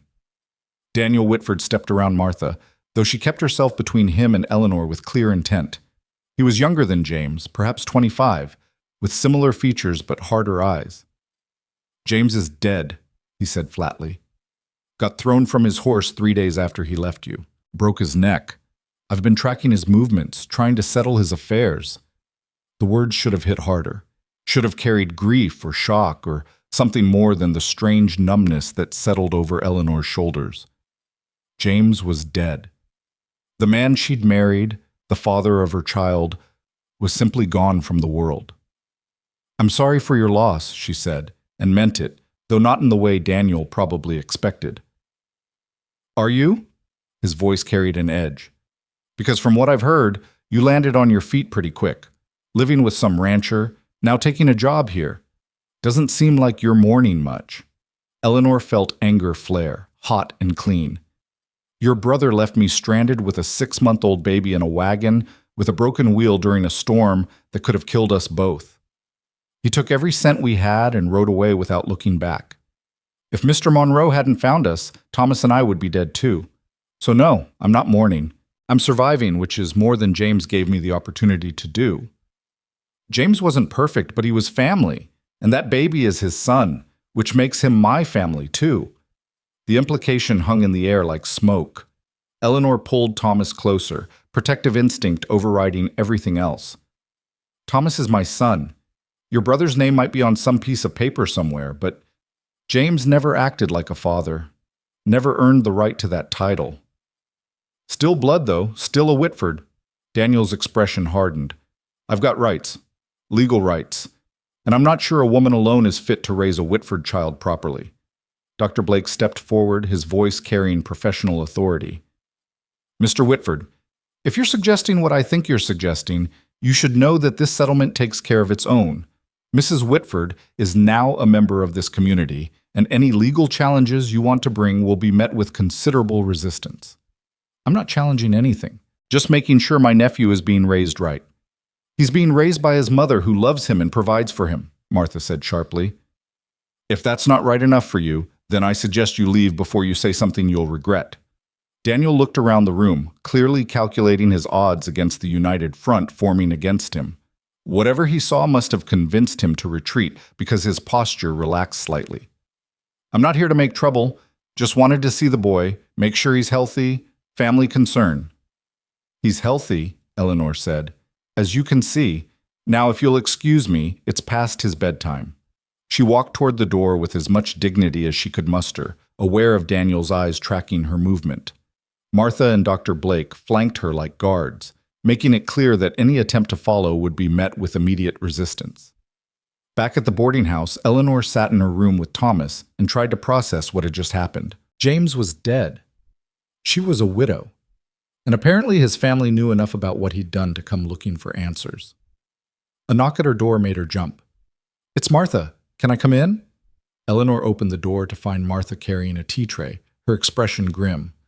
"That was unfortunate," Martha said, setting the tray on the small table, "but not unexpected. Men like James usually have families who make excuses for them." "Do you think he'll cause trouble? Try to take Thomas?" "He can try. Won't get far. Montana's big on mothers' rights when it comes to children, and you've got a whole settlement willing to testify that you're a fit parent. Plus, Daniel would have to prove he could provide better care, and a single man working mines isn't exactly the picture of stability. Eleanor wrapped her hands around the warm teacup, grateful for something to hold. James is really dead. Sounds like it. Does that change anything for you? I don't know. I thought I'd feel something more significant. But mostly I just feel relief that he can't come back and complicate things. She paused. Does that make me heartless? Makes you honest. Martha sipped her own tea. Eleanor, you're allowed to be relieved that a man who betrayed you can't hurt you anymore. That's not heartless. That's survival. They sat in comfortable silence for a while, drinking tea while Thomas slept in his new cradle. Finally, Martha stood to leave. Get some rest. Tomorrow we'll start planning the school, and you can begin meeting your students. Life goes on, even after the dramatic parts. After Martha left, Eleanor changed into her nightgown and lay in the narrow bed, staring at the ceiling. James was dead. She was a widow. Thomas was fatherless, though he'd essentially been fatherless from birth. She waited for grief to come, for some evidence that she'd loved the man she'd married. But all she felt was a bone-deep weariness and a cautious, growing certainty that his death had freed her in ways his life never could have. She was 24 years old, a widow with a baby, starting over in a Montana settlement with nothing but her teaching skills and the clothes Martha's daughter had left behind. By every reasonable measure, her life was a disaster. But lying there in the darkness, listening to Thomas breathe peacefully in his cradle, Eleanor felt something she hadn't felt in months. She felt like herself again. Not someone's wife, not someone's disappointment, not someone's burden. Just Eleanor, capable and flawed, and building something that belonged entirely to her. It was terrifying. It was liberating. It was enough. The next morning brought new complications in the form of Daniel Whitford waiting outside the boarding house. Eleanor saw him from her window and considered not going down, but hiding felt like cowardice, and she'd had enough of being afraid. She descended with Thomas in her arms and met Daniel on the street, keeping Mrs. Chen's porch between them like a barrier. I owe you an apology, Daniel said without preamble. Last night I was angry and tired, and I took it out on you. That wasn't fair. Eleanor studied him warily. What changed overnight? I talked to some folks, heard the full story of what James did, not just his version from the letters he sent before he died. Daniel's jaw tightened. My brother was a lot of things, and apparently honest wasn't one of them. I'm sorry for what he put you through. Did you know, Eleanor asked, that he was lying to me? That he'd done this before? Daniel hesitated, and in that hesitation she had her answer. I knew he had a talent for finding women with resources and convincing them to invest in his dreams. I didn't know he'd actually married you. Thought he'd learned his lesson after... He trailed off. After what? There was another woman in Kansas City. He took her money and left her too, but she wasn't pregnant, wasn't stranded, just cheated and angry. I helped pay her back, told James he needed to stop. Thought he had. Eleanor felt something cold settle in her stomach. So I wasn't the first. No. And there was someone else too, I found out after I started looking into his affairs. A woman named Margaret Doyle, also pregnant, also promised marriage. He left her in Denver 3 months before he met you. The name Margaret Doyle meant nothing to Eleanor, but the implication made her head spin. Multiple women, multiple lies. James hadn't just been a bad husband, he'd been a predator, systematically targeting vulnerable women and leaving destruction in his wake. Where is she now, this Margaret Doyle? I don't know. Lost track of her after Denver. But I thought you should know you weren't alone in this. That it wasn't something wrong with you that made him leave. Eleanor looked down at Thomas, at his small face so innocent of his father's sins. What happens now? With his estate? His debts? He didn't have much. The horse was stolen. The money he took from you was mostly gone except for about $30 I found in his saddlebag. I can give you that if you want it. Seems like it's rightfully yours anyway. Keep it. Use it to pay back the woman in Kansas City, or find Margaret Doyle and help her too. I don't want anything that came from James. Daniel nodded slowly. You're stronger than he deserved. I hope you know that. I'm learning it, Eleanor said, but I appreciate you saying so. After Daniel left, Eleanor carried Thomas to the site where the school would be built. Margaret Thornton was already there, examining the lumber pile with a critical eye. Good, you're here. I wanted your thoughts on the design. We've got enough lumber for something basic, but if we're clever about it, we could build something that'll last 30 years instead of 10. They spent the morning planning, sketching rough designs in the dirt, debating window placement and door width, and where to put the wood stove. Other committee members drifted by throughout the day, offering opinions and labor, and by afternoon, Eleanor had a clear vision of what her schoolhouse would look like. It would be simple but solid, with large windows for light, a good stove for heat, proper desks built from the remaining lumber. There would be a small library corner, a slate board along one wall, space for maps and charts. Nothing fancy, but everything necessary. We'll start building next week, Margaret said. Meanwhile, you can begin teaching in the church. Reverend Hayes agreed to let you use the space weekday mornings. It'll be cramped, but it's better than nothing. That afternoon, Eleanor met her students for the first time. 17 children ranging from age 6 to 15 filed into the church with varying degrees of enthusiasm. Some looked eager, others suspicious, a few openly defiant. Eleanor recognized the pattern from her St. Louis days. Frontier children had different priorities than city children, and convincing them that reading mattered more than ranch work would be her first real challenge. She started with introductions, learning names and rough skill levels, assessing who could read fluently and who was still learning letters. Then she told them a story, one of her favorites from childhood, watching their faces light up with attention despite their earlier skepticism. "That's what books are," she said when she'd finished. "Stories that take you places you've never been, teach you things you'd never learn otherwise. Some of you will stay in Silver Creek your whole lives, and that's fine. It's a good place. But books can show you the rest of the world anyway. And some of you will leave someday, go to places where reading and writing well will make the difference between opportunity and being cheated. Either way, what we learn together matters." A boy in the back, maybe 13, raised his hand. "My pa says reading's for folks with time to waste. Says we got work to do." Your pa's right that there's always work. But reading doesn't take away from work. It makes you better at it. You want to own land someday? You'll need to read contracts, survey maps, legal documents. Want to know if the price the merchant's charging is fair?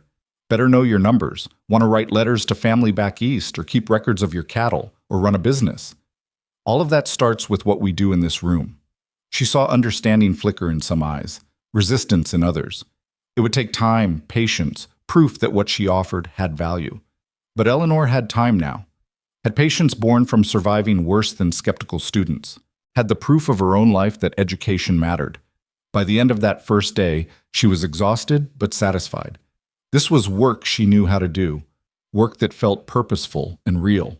And when she returned to the boarding house with Thomas, Mrs. Chen had hot soup waiting and the first genuine smile Eleanor had seen on her stern face. "The children say you tell good stories. This is important. Teacher who makes learning interesting is teacher who keeps students coming back." "Thank you. I hope I can live up to their expectations." You will or you won't. Either way, you try. That matters too. That night, Eleanor wrote her first letter on the small desk in her room, addressed to no one in particular but needed anyway. She wrote about the past 2 weeks, about storms and strangers, and the peculiar mercy of being abandoned by someone who never deserved her in the first place. She wrote about Caleb's quiet kindness, about Martha's fierce defense, about the children's faces when she told them stories. She wrote until her hand cramped and the lamp oil ran low, and when she finally set down her pen, she felt lighter somehow, as if putting words to paper had helped her understand what she'd lived through, had given shape to the chaos and meaning to the survival. James was dead. That part of her life was finished, sealed, done. But Eleanor Whitford was very much alive, and her story was just beginning. 3 weeks passed before Eleanor saw Caleb again. She'd settled into a rhythm by then, mornings teaching in the church, afternoons planning lessons while Mrs. Chen minded Thomas, evenings grading papers by lamplight. The work was demanding but satisfying, and the children were beginning to trust her enough to actually try learning instead of just enduring her presence. She was walking back from the church on a Tuesday afternoon, Thomas bundled against the spring wind, when she saw the familiar bay horse tied outside the general store. Her heart did something complicated in her chest, a reaction she didn't want to examine too closely. Caleb emerged from the store carrying supplies, and when he saw her, his expression shifted into something that might have been pleasure, quickly schooled back to neutral. "Mrs. Whitford, heard you're doing well with the students." "Mr. Monroe, yes, they're good children, eager to learn once they trust you mean what you say." She shifted Thomas to her other hip. "How's the ranch?" "Surviving spring, lost a few calves to a late cold snap, but that's the way of things." He secured his supplies to the saddle, his hands moving with practiced efficiency. "You look settled, different than you did 3 weeks ago." Eleanor knew what he meant. She felt different, steadier, more solid, like someone who'd found their footing after a long fall. The constant anxiety that had characterized her marriage to James had faded, replaced by the simpler worries of lesson planning and student progress. "I'm settled, thanks to you giving me the chance to be." "You gave yourself the chance? I just didn't get in the way." He paused, and something unspoken passed between them. "There's a barn raising on Saturday at the Henderson place. Whole settlement's invited. You should come." "I don't know if I'd be welcome. I'm still fairly new, and some folks—" She trailed off, thinking of John Morrison's continued coolness, of the whispers she sometimes heard when she walked past certain groups. "You're welcome," Caleb said firmly, "and anyone who suggests otherwise can take it up with me." The barn raising was exactly what Eleanor needed, though she hadn't known it until she arrived. The entire settlement had turned out, bringing food and tools and children who ran wild between the adults' legs. The Hendersons' oldest boy, the one who'd been coughing that night on the wagon train, was healthy again, chasing his siblings with the boundless energy of recovery. Mrs. Henderson caught Eleanor's eye across the work site and came over, wiping flour from her hands. "I heard what you did," she said quietly, "turning down the wagon train to stay here and teach. That took courage." "I didn't have much choice. Your wagon was already full, and I had no money to pay passage. We would have made room, would have found a way." Mrs. Henderson's eyes were serious. "But you chose to stay anyway, to build something instead of just surviving. That matters."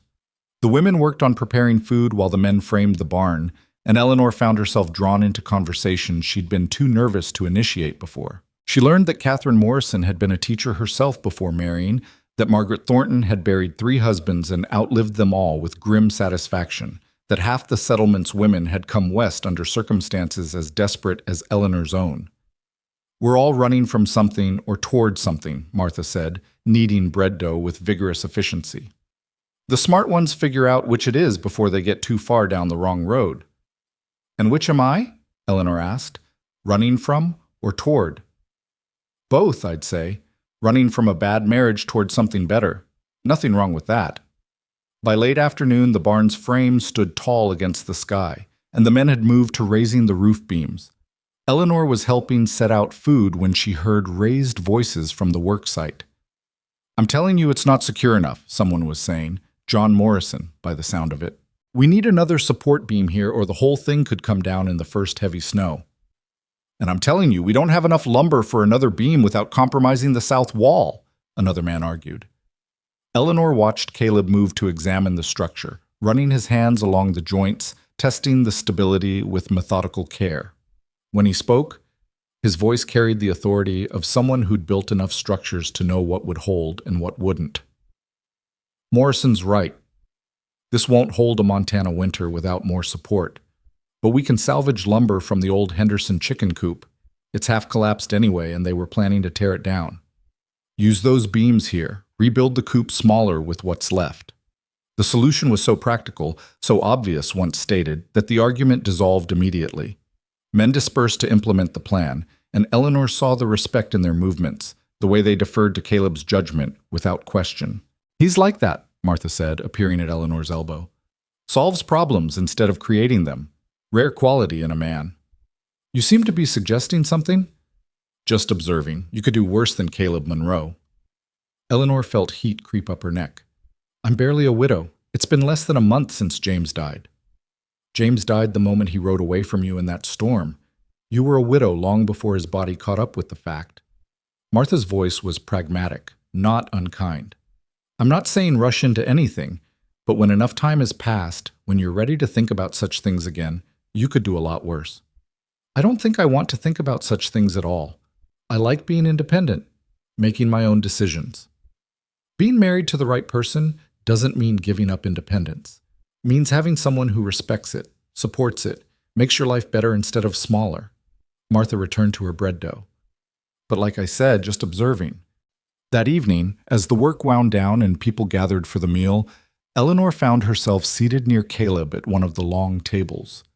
They ate in comfortable silence while around them conversations swirled about weather and crops and the latest news from Fort Benton. "Daniel Whitford came to see me," Eleanor said quietly, not sure why she was sharing this except that Caleb seemed like someone who deserved to know. "James's brother. He told me James had done this before. Multiple women, all pregnant or newly married, all left with nothing." Caleb's jaw tightened. "Did he cause trouble?" "No, actually apologized, which surprised me. Said he'd tried to stop James after the first time, but thought he'd succeeded." She pushed food around her plate. "There was another woman, Margaret Doyle. He promised to marry her too, left her pregnant in Denver. Daniel doesn't know where she is now. You thinking about looking for her?" The question surprised Eleanor. She hadn't been, but now that Caleb mentioned it, the idea settled into her mind with unexpected weight. Should I? Would it help her to know she's not alone in this? Might. Might also dredge up pain she's already dealt with. Hard to say. Caleb took a drink of water. "But if you decide you want to try finding her, I know some people in Denver. Could ask around." "Why would you do that?" "Because you're the kind of person who worries about a stranger you've never met, which means you're the kind of person worth helping." He met her eyes steadily.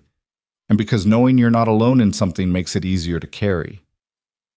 2 days later, a letter arrived at the boarding house addressed to Eleanor Whitford in unfamiliar handwriting.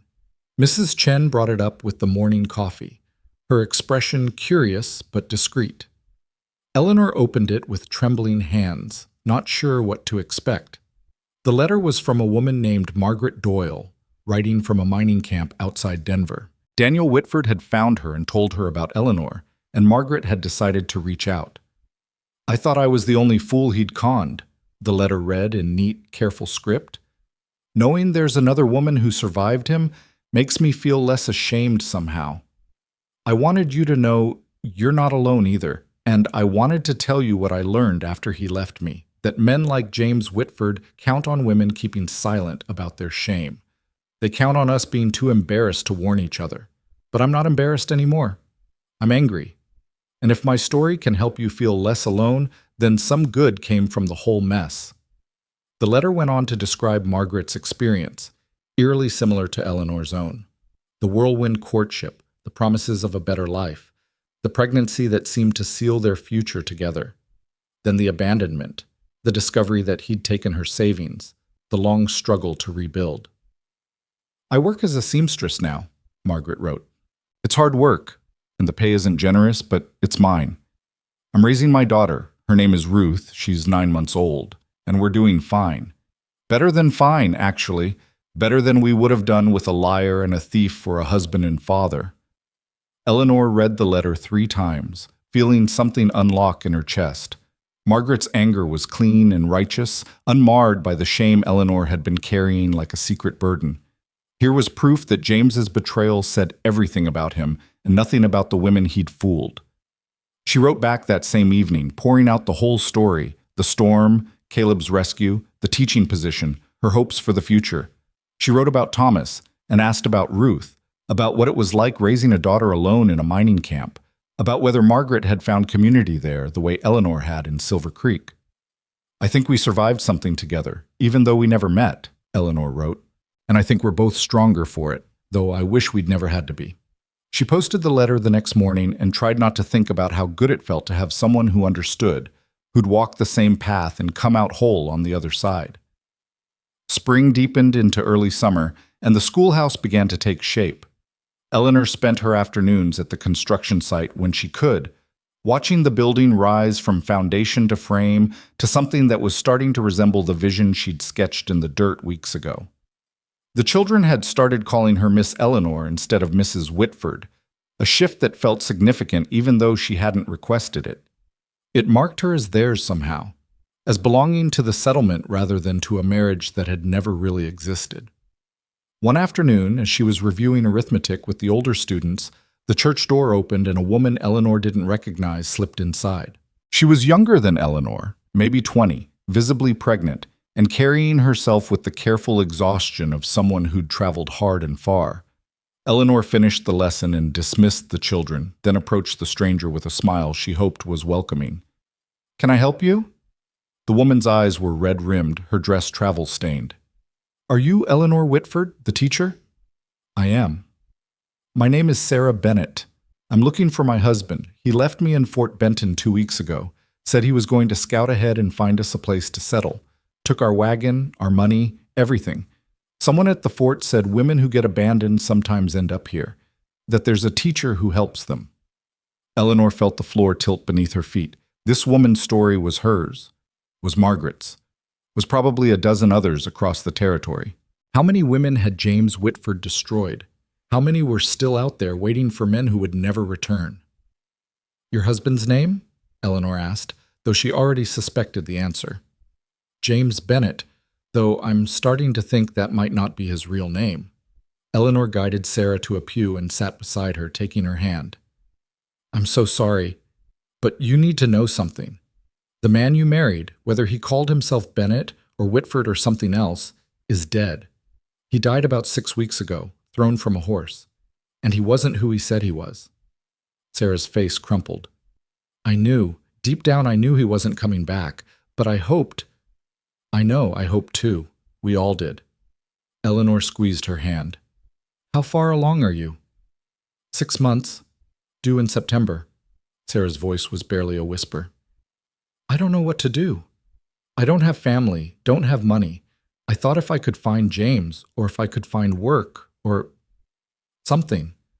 Eleanor looked at this woman, this girl, really, barely more than a child herself, and felt the weight of recognition. She was looking at herself 6 weeks ago, stranded and desperate and running out of choices. "You're going to stay here," Eleanor said firmly. "We'll find you work, a place to live.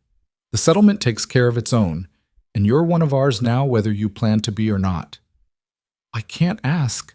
"You're not asking. I'm telling you. You survived him, and that matters. Now we help you do more than survive." That evening, Eleanor brought Sarah to Martha's store, where a council of war quickly formed around the scared young woman. Martha, Margaret Thornton, Catherine Morrison, and Dr. Blake's wife assembled with the practiced efficiency of people who'd solved similar problems before. "She can stay with me until the baby comes," Mrs. Blake offered. "We've got the room, and I'll feel better having a pregnant woman under my roof where I can keep an eye on her." "The Hendersons need help with their children," Catherine said. "Sarah could work there for room and board, save up money before the baby arrives." "And after?" Sarah asked tremulously. "After the baby comes, what then?" "Then you keep working, and we help with the child same as we help with any child in this settlement," Martha said briskly. "You're not the first woman to end up here alone and pregnant, and you won't be the last. We know how to manage." Eleanor watched the women organize Sarah's future with the same practical kindness they'd shown her, and felt something shift in her understanding of what community meant. This wasn't charity. It was reciprocity, an understanding that any of them could need help at any moment, and that strength came from being willing to both give and receive it. Later, walking back to the boarding house with Thomas, Eleanor met Caleb on the street. He was leaving the blacksmith shop, a new tool in his hand, and when he saw her, his expression lightened. "Heard you took in another stray today. News travels fast. Always does in small settlements." He fell into step beside her. "You're building quite a reputation as someone who helps lost women find their footing." "I'm just doing what people did for me. Seems only fair." They walked in silence for a moment, the evening air soft with the promise of summer. Finally, Caleb spoke, his voice thoughtful. "You know what you're doing here? You're building something bigger than a school. You're building a network, a safety system for women who need it. That matters, Eleanor, more than you probably realize." "I'm just helping where I can. That's what building a community looks like. Helping where you can, when you can, knowing someone will help you when you need it. He stopped walking, turning to face her. You're good at this. At seeing what needs doing and doing it without making people feel small for needing help. Eleanor felt heat rise in her cheeks. You did the same for me. Maybe we're both good at it then. His smile was small but genuine. I'm glad you're here, Eleanor. Glad the storm brought you to Silver Creek instead of sweeping you past to somewhere else. So am I, she said, and realized she meant it completely. A week later, Margaret Doyle's second letter arrived, and with it a proposition that made Eleanor's heart race. I've been thinking about what you said, Margaret wrote, about how James counted on us being ashamed, on us keeping silent. What if we didn't? What if we warned other women, helped them recognize the signs before they got in too deep? I know it sounds ambitious, maybe crazy, but I can't stop thinking about how many women might still be out there, trapped by men like him. The idea took root in Eleanor's mind and grew. What if they did warn others? What if the network of women she was building in Silver Creek connected to Margaret's contacts in Denver, to other women in other settlements who'd survived similar betrayals? She brought the idea to Martha first, testing it on someone whose practical sense she trusted. It's ambitious, Martha said slowly, and it could make you enemies. Men who profit from women's silence won't like you teaching women to speak up. But would it help? Probably, definitely. Women protecting each other, sharing information, refusing to be isolated, that's powerful. Martha's eyes gleamed with something that might have been approval. You'd need to be careful about it. Can't go around accusing men without proof.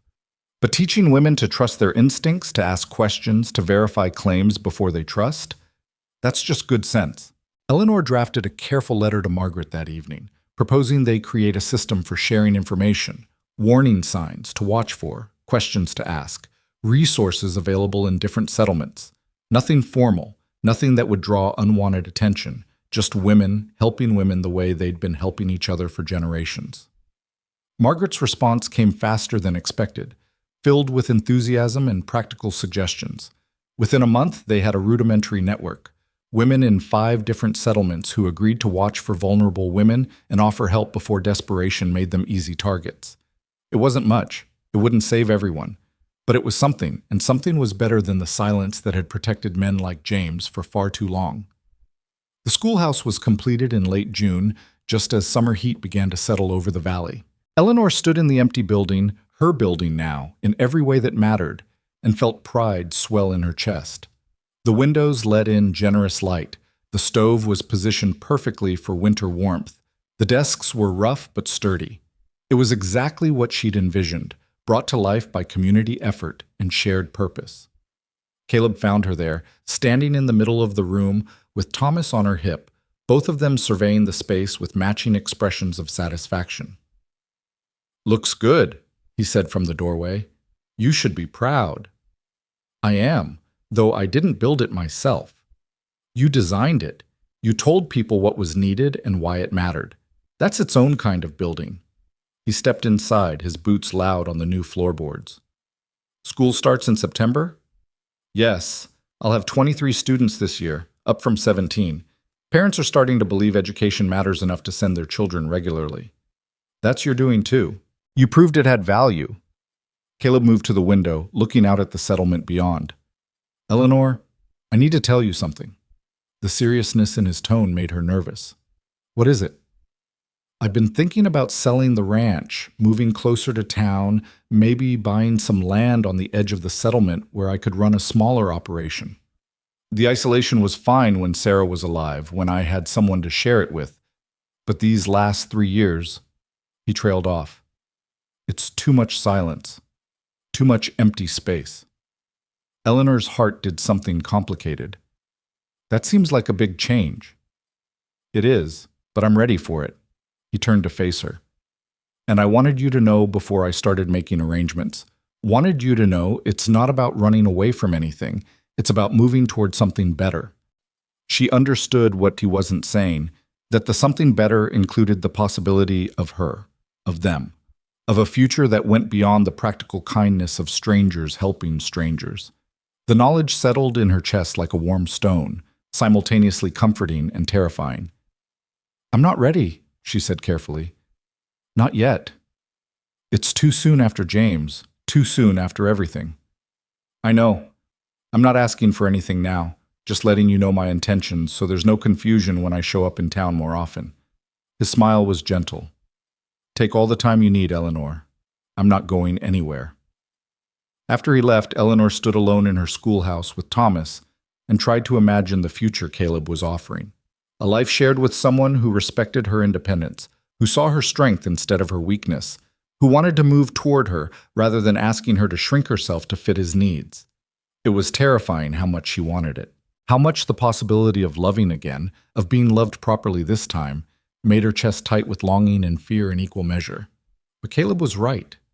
She had time, had space to heal, to grow, to become fully herself before deciding whether to share that self with someone else. For now, it was enough to stand in her schoolhouse, holding her son, knowing she'd built something that would outlast her pain and serve as proof that survival could transform into something worth celebrating. The storm that had nearly killed her had also set her free, and Eleanor Whitford was finally learning what to do with freedom. Summer turned the Montana Territory into something almost gentle, the harsh edges softened by long days and warm winds that carried the scent of wild grass and sage. Eleanor settled into her life in Silver Creek with the kind of contentment she'd never expected to feel, teaching during the mornings, helping Sarah Bennett prepare for her baby in the afternoons, writing letters to Margaret Doyle in the evenings while Thomas played at her feet. The network of women they'd created was growing quietly, carefully, like roots spreading beneath the surface. A woman in Billings had written asking for advice about a suitor whose promises seemed too good to be true. Another in Helena had shared information about a man working the mining camps with 3 different names and 3 different stories. They weren't stopping all the James Whitfords of the world, but they were making it harder for such men to operate in darkness. Caleb had been true to his word, appearing in town more frequently as summer progressed. He'd purchased 20 acres on the eastern edge of Silver Creek and was building a smaller ranch house there, close enough to town for company, but far enough for the solitude he still needed. Eleanor watched the construction progress whenever she walked past, watched Caleb and his hired men raise walls and frame windows, and felt something in her chest pull tight with possibility. They spoke often but carefully, dancing around the thing growing between them with the caution of people who'd both been burned before. He brought her books from Fort Benton. She sent him home with bread she'd learned to bake in Mrs. Chen's kitchen. They sat together at community meals and walked together after church, always with Thomas between them like a small chaperone, always proper enough that the gossips had nothing concrete to whisper about. But Eleanor saw the way Caleb looked at her when he thought she wasn't watching, saw the tenderness in his eyes when he held Thomas, and knew that the careful distance between them was temporary. The question wasn't whether something would happen, but when she'd be ready to let it. August brought Sarah Bennett's labor, fierce and fast, in the middle of a thunderstorm that reminded Eleanor too vividly of the night she'd been abandoned. She sat with Sarah through the long hours, holding her hand while Dr. Blake's wife worked with calm efficiency, and when the baby finally came, a girl with dark hair and furious lungs, Eleanor felt tears stream down her face. "You did it," she whispered to Sarah, who lay exhausted and triumphant against the pillows. "You survived him, and now look what you've built." Sarah named the baby Eleanor, which made Eleanor cry harder, and when Caleb came by the next day to check on mother and child, he found Eleanor holding the infant with an expression of such fierce protectiveness that he had to look away. "You're good at this," he said quietly, "taking care of people, building community." "I'm just doing what needs doing." "That's what I said about finding you in the storm. Seems like we both underestimate ourselves." He settled into the chair across from her, his hat in his hands. "Eleanor, I need to tell you something, and I need you to hear all of it before you respond." Her heart started hammering. "All right. I'm in love with you, have been for weeks, probably since that first night when you stood in my kitchen dripping wet and still found the courage to say thank you. I know it's too soon, I know you're not ready, and I'm not asking you to feel the same way or do anything about it. But I wanted you to know, because I'm tired of pretending I'm just a friend who happens to show up wherever you are." Eleanor sat very still, the baby warm in her arms, and tried to process what he'd just said. Love. He loved her. The words should have terrified her, should have sent her running, but instead they settled over her like a blanket, unexpected comfort after years of cold. "I don't know if I love you yet," she said carefully. "I think I might, but I'm afraid I can't trust my own judgment about these things. James seemed perfect at first too, and look how that turned out." "James was a liar who told you what you wanted to hear. I'm telling you the truth even though it might make things uncomfortable between us." Caleb's voice was steady. "And I'm telling you there's no rush, no pressure. Take a year if you need it. Take 5. I'll be here, building my ranch, living my life. And if someday you decide you want me in yours, I'll count myself the luckiest man in Montana territory. And if I never decide that, if I want to stay independent, then I'll still count myself lucky to know you, to watch you teach and build and change lives." He stood, settling his hat back on his head. "Love doesn't have to lead anywhere specific, Eleanor. Sometimes it's enough just to feel it, to let it exist without demanding it transform into something else." After he left, Eleanor sat with baby Eleanor sleeping in her arms and let herself think about what loving Caleb Monroe might mean. It wouldn't be like loving James, desperate and needy and built on the fear of being alone.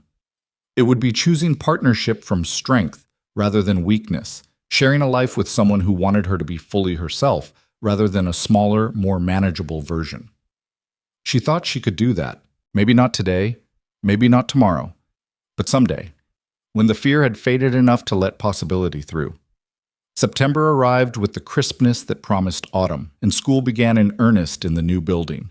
Eleanor stood before 23 students on that first morning and felt the weight of responsibility settle across her shoulders like a familiar coat. These children were her purpose now, her contribution to a settlement that had given her back her life. She taught them reading and writing, mathematics and history, but also resilience and questioning and the importance of trusting their own instincts. She taught the girls especially that their minds mattered as much as their domestic skills, that they could be more than wives and mothers if they wanted, that the world was bigger than Silver Creek and they deserved to see all of it. "Miss Eleanor is putting ideas in the girls' heads," John Morrison complained at a town meeting in October, "teaching them to question their elders, to want more than what's good for them." "Miss Eleanor is teaching them to think," Margaret Thornton shot back. "If that threatens you, Mr. Morrison, perhaps you should examine why." The settlement sided with Eleanor, as she'd known they would. She'd proven herself useful, proven that education improved the community rather than disrupting it. And slowly, grudgingly, even the skeptics began to see value in having daughters who could read contracts and sons who could write business letters. In November, a letter arrived from Margaret Doyle with news that stopped Eleanor's heart. Margaret had found another woman, a third victim of James Whitford, living in Cheyenne under an assumed name because she was afraid her family would find out about her shame. The woman had a son, now 2 years old, and had been surviving through work as a laundress, but barely making enough to feed them both. "Her name is Anna Miller," Margaret wrote. "And she's drowning, Eleanor. She needs help. And I thought perhaps between your settlement and mine, we could offer her something better than slow starvation in Cheyenne." Eleanor brought the letter to Martha, who read it with her usual pragmatic assessment. "Can Silver Creek take another woman and child?" "I think so. The settlement's growing, there's work available, and we've proven we know how to help women rebuild their lives." Eleanor paused. "But it's not just about whether we can. It's about whether we should. How many women did James destroy? How many are still out there struggling alone because they're too ashamed to ask for help? Probably more than we'll ever know, but you can't save them all, Eleanor." "No, but I can save the ones I know about. We can save them, if we work together." Martha smiled slowly. "Then I suppose we'd better get to work." Anna Miller arrived in early December with her son clutching her skirts and terror in her eyes. Eleanor met her at the stage stop and saw herself 2 seasons ago, desperate, frightened, certain that one more blow would shatter her completely. "You're safe now," Eleanor said, taking Anna's trembling hand. "I know you don't believe me yet, but you will. You survived him, and that means you can survive anything." They found Anna work at the boarding house helping Mrs. Chen, who'd been complaining about having too much work since the settlement kept growing. Her son, a quiet boy named Peter, started attending school and slowly began to smile. and Anna, like Sarah before her, began to believe that maybe the worst was behind her. Christmas came with snow that transformed Silver Creek into something from a picture book. The church held a pageant where Eleanor's students performed, stumbling through their lines with earnest determination. Thomas, now walking and into everything, tried to join the performance and had to be gently redirected. And Caleb, sitting beside Eleanor in the pew, laughed at Thomas's antics with such genuine affection that several people exchanged knowing glances. After the service, as people gathered for cider and cookies, Margaret Thornton cornered Eleanor with the directness of someone too old to bother with subtlety. "That man is in love with you, and unless I'm completely blind, you're in love with him too. What are you waiting for?" Eleanor looked across the room to where Caleb was helping Thomas reach the cookie table, his large hands gentle as he lifted her son. "I'm waiting to be sure, to know it's real, and not just gratitude or loneliness, or fear of being alone."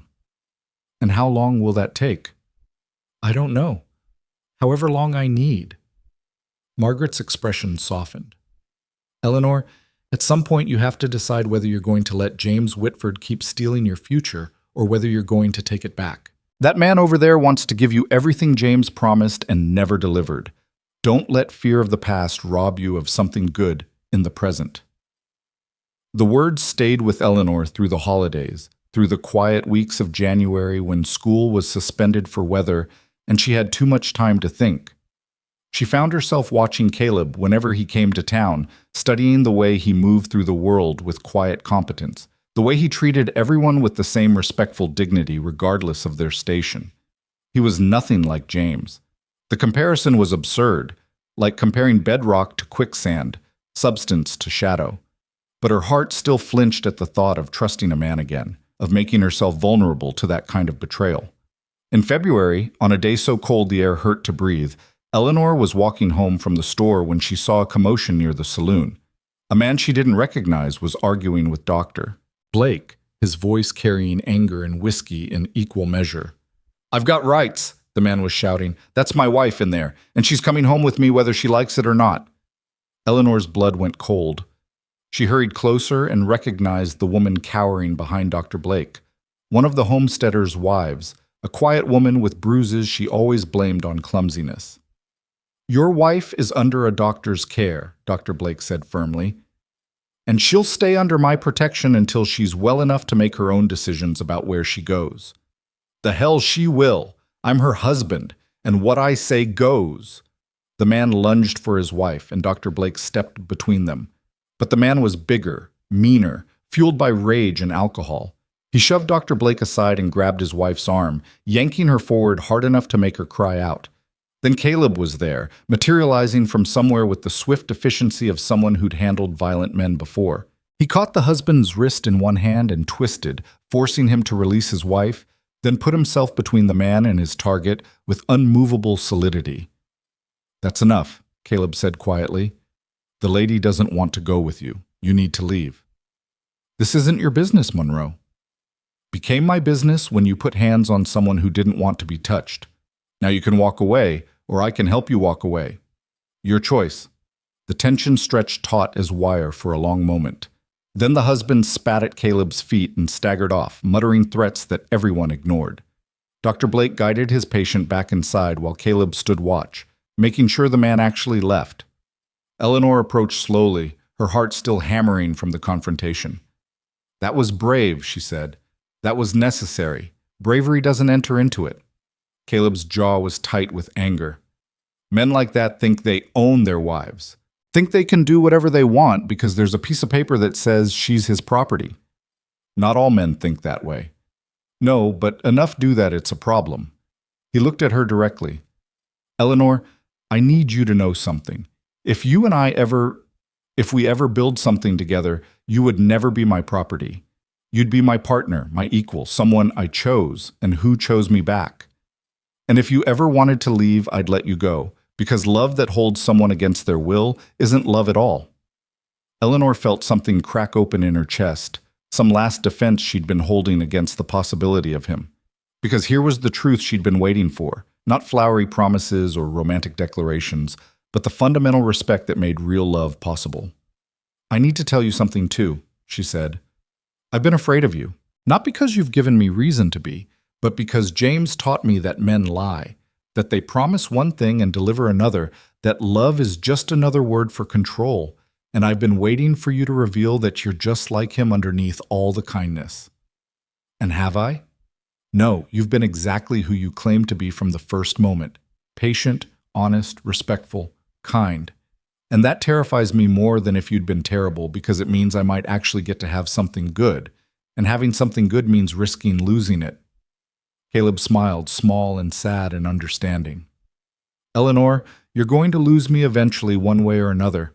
I'm going to die someday. Might be in 30 years. Might be tomorrow if my horse throws me wrong. That's the risk of loving anyone. But the alternative is living so afraid of loss that you never let yourself have anything worth losing in the first place." "Is that what you did?" "After Sarah died." "For 3 years, yes. Closed myself off. Convinced myself I was fine alone. Told myself it was better not to risk that kind of pain again." He met her eyes steadily. "Then a storm brought you into my life, and I remembered what it felt like to care about someone, to want to build something with another person. And I realized I'd rather have 1 more year of that feeling than 30 more years of safety." Eleanor looked at this man who'd saved her life, who'd given her space to heal, who'd built his whole future around the possibility that someday she might be ready to love him back, and felt the last of her resistance crumble. "I love you," she said, the words emerging with surprising ease. "I've loved you for months, but I was too afraid to admit it. And I'm still afraid, but I'm more afraid of wasting the time we could have together because I'm trapped in the past." Caleb's expression transformed, joy breaking across his weathered face like sunrise. "Say that again." "I love you, Caleb Monroe.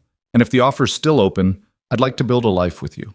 He kissed her there on the street in full view of anyone watching, and Eleanor kissed him back with the fierce certainty of someone who'd finally learned the difference between settling and choosing, between desperation and desire, between a man who took and a man who gave freely. When they finally broke apart, Martha was standing on the store porch with a knowing smile. "About time," she called. "I was beginning to think you'd both die of politeness before you figured it out." They were married in April, in the new schoolhouse with the whole settlement in attendance. Margaret Doyle traveled from Denver to stand with Eleanor, and Sarah Bennett held Thomas during the ceremony while baby Eleanor slept in Anna Miller's arms. The 3 women who'd survived James Whitford stood together as witnesses to what came after survival, the building of something better from the ruins he'd left behind. Eleanor wore a dress Martha's daughter had sent from Denver, simple but beautiful, and carried wildflowers from the first spring blooming. Caleb wore his best suit and looked at her like she was the answer to every question he'd ever asked. Robert Hayes performed the ceremony with genuine warmth, his earlier skepticism about Eleanor's character thoroughly revised. When he asked if anyone objected to the union, John Morrison stood, and Eleanor's heart stopped, but only to say gruffly that he'd been wrong about her, and Caleb was a lucky man. They exchanged vows Eleanor had written herself, promising partnership instead of obedience, respect instead of submission, choosing each other daily instead of once. And when Caleb slipped a simple gold band on her finger, Sarah's ring, offered freely because she would have wanted Eleanor to have it, Eleanor felt the weight of it as promise rather than prison. The celebration lasted into the evening, with food and dancing and toasts that grew progressively more emotional as the whiskey flowed. Thomas danced with Margaret Thornton, his small feet standing on her shoes while she waltzed him around the schoolhouse floor, and Eleanor danced with her husband, chosen and choosing her back, and felt something settle in her soul that had been restless since the night James rode away. Later, in the ranch house Caleb had built with rooms for Eleanor's books and Thomas's toys and the family they might someday grow, Eleanor stood at the window looking out at the Montana Territory stretching vast and beautiful under the stars. Caleb came up behind her, wrapping his arms around her waist, and she leaned back into his solid warmth. "Any regrets?" he asked quietly. "Only that I wasted so much time being afraid, but I suppose I needed that time to become someone worthy of this." She turned in his arms to face him. "I was so broken when you found me, Caleb, so convinced I was damaged beyond repair. You were never broken, just lost for a while." His hand came up to cup her face with infinite tenderness. "And even if you had been broken, Eleanor, Broken things can be mended, can be made stronger at the places where they cracked. She kissed him then, pouring everything she couldn't say into the gesture, gratitude and love and the fierce determination to build something lasting from the second chance they'd both been given. Outside, the wind carried the scent of sage and new grass, and somewhere in the distance a coyote called to its mate. The same wilderness that had nearly killed Eleanor now cradled her future. And she understood finally what Caleb had meant about the territory taking what it wanted, but leaving you with what mattered. James Whitford had taken her money, her trust, her belief in the promises people made. But the storm that brought her to Caleb had given her back something more valuable, herself, whole and strong and capable of choosing her own path. Years later, when Eleanor was old and Silver Creek had grown into a proper town, she would tell the story to her grandchildren, would tell them about the storm and the stranger who saved her, about the network of women who'd turned their shared pain into shared strength, about how the worst thing that ever happened to her had led directly to the best thing. The road that breaks you, she would say, watching their faces in the firelight, is sometimes the only one that leads you home. And Thomas, grown into a man who ran the ranch with his father's quiet competence, would add his own version, the one where his mother became a legend in the territory, known not for the husband who abandoned her, but for the school she built, the women she helped, the community she strengthened simply by refusing to let betrayal define her future. But on that April night, newly married and standing in her husband's arms with the whole future spread before her like uncharted country, Eleanor simply closed her eyes and let herself feel the peace of finally, truly being home. The storm had passed, the broken wheel had been mended with stronger wood, and the woman who'd been left behind in the mud had discovered that sometimes being abandoned was just another word for being set free.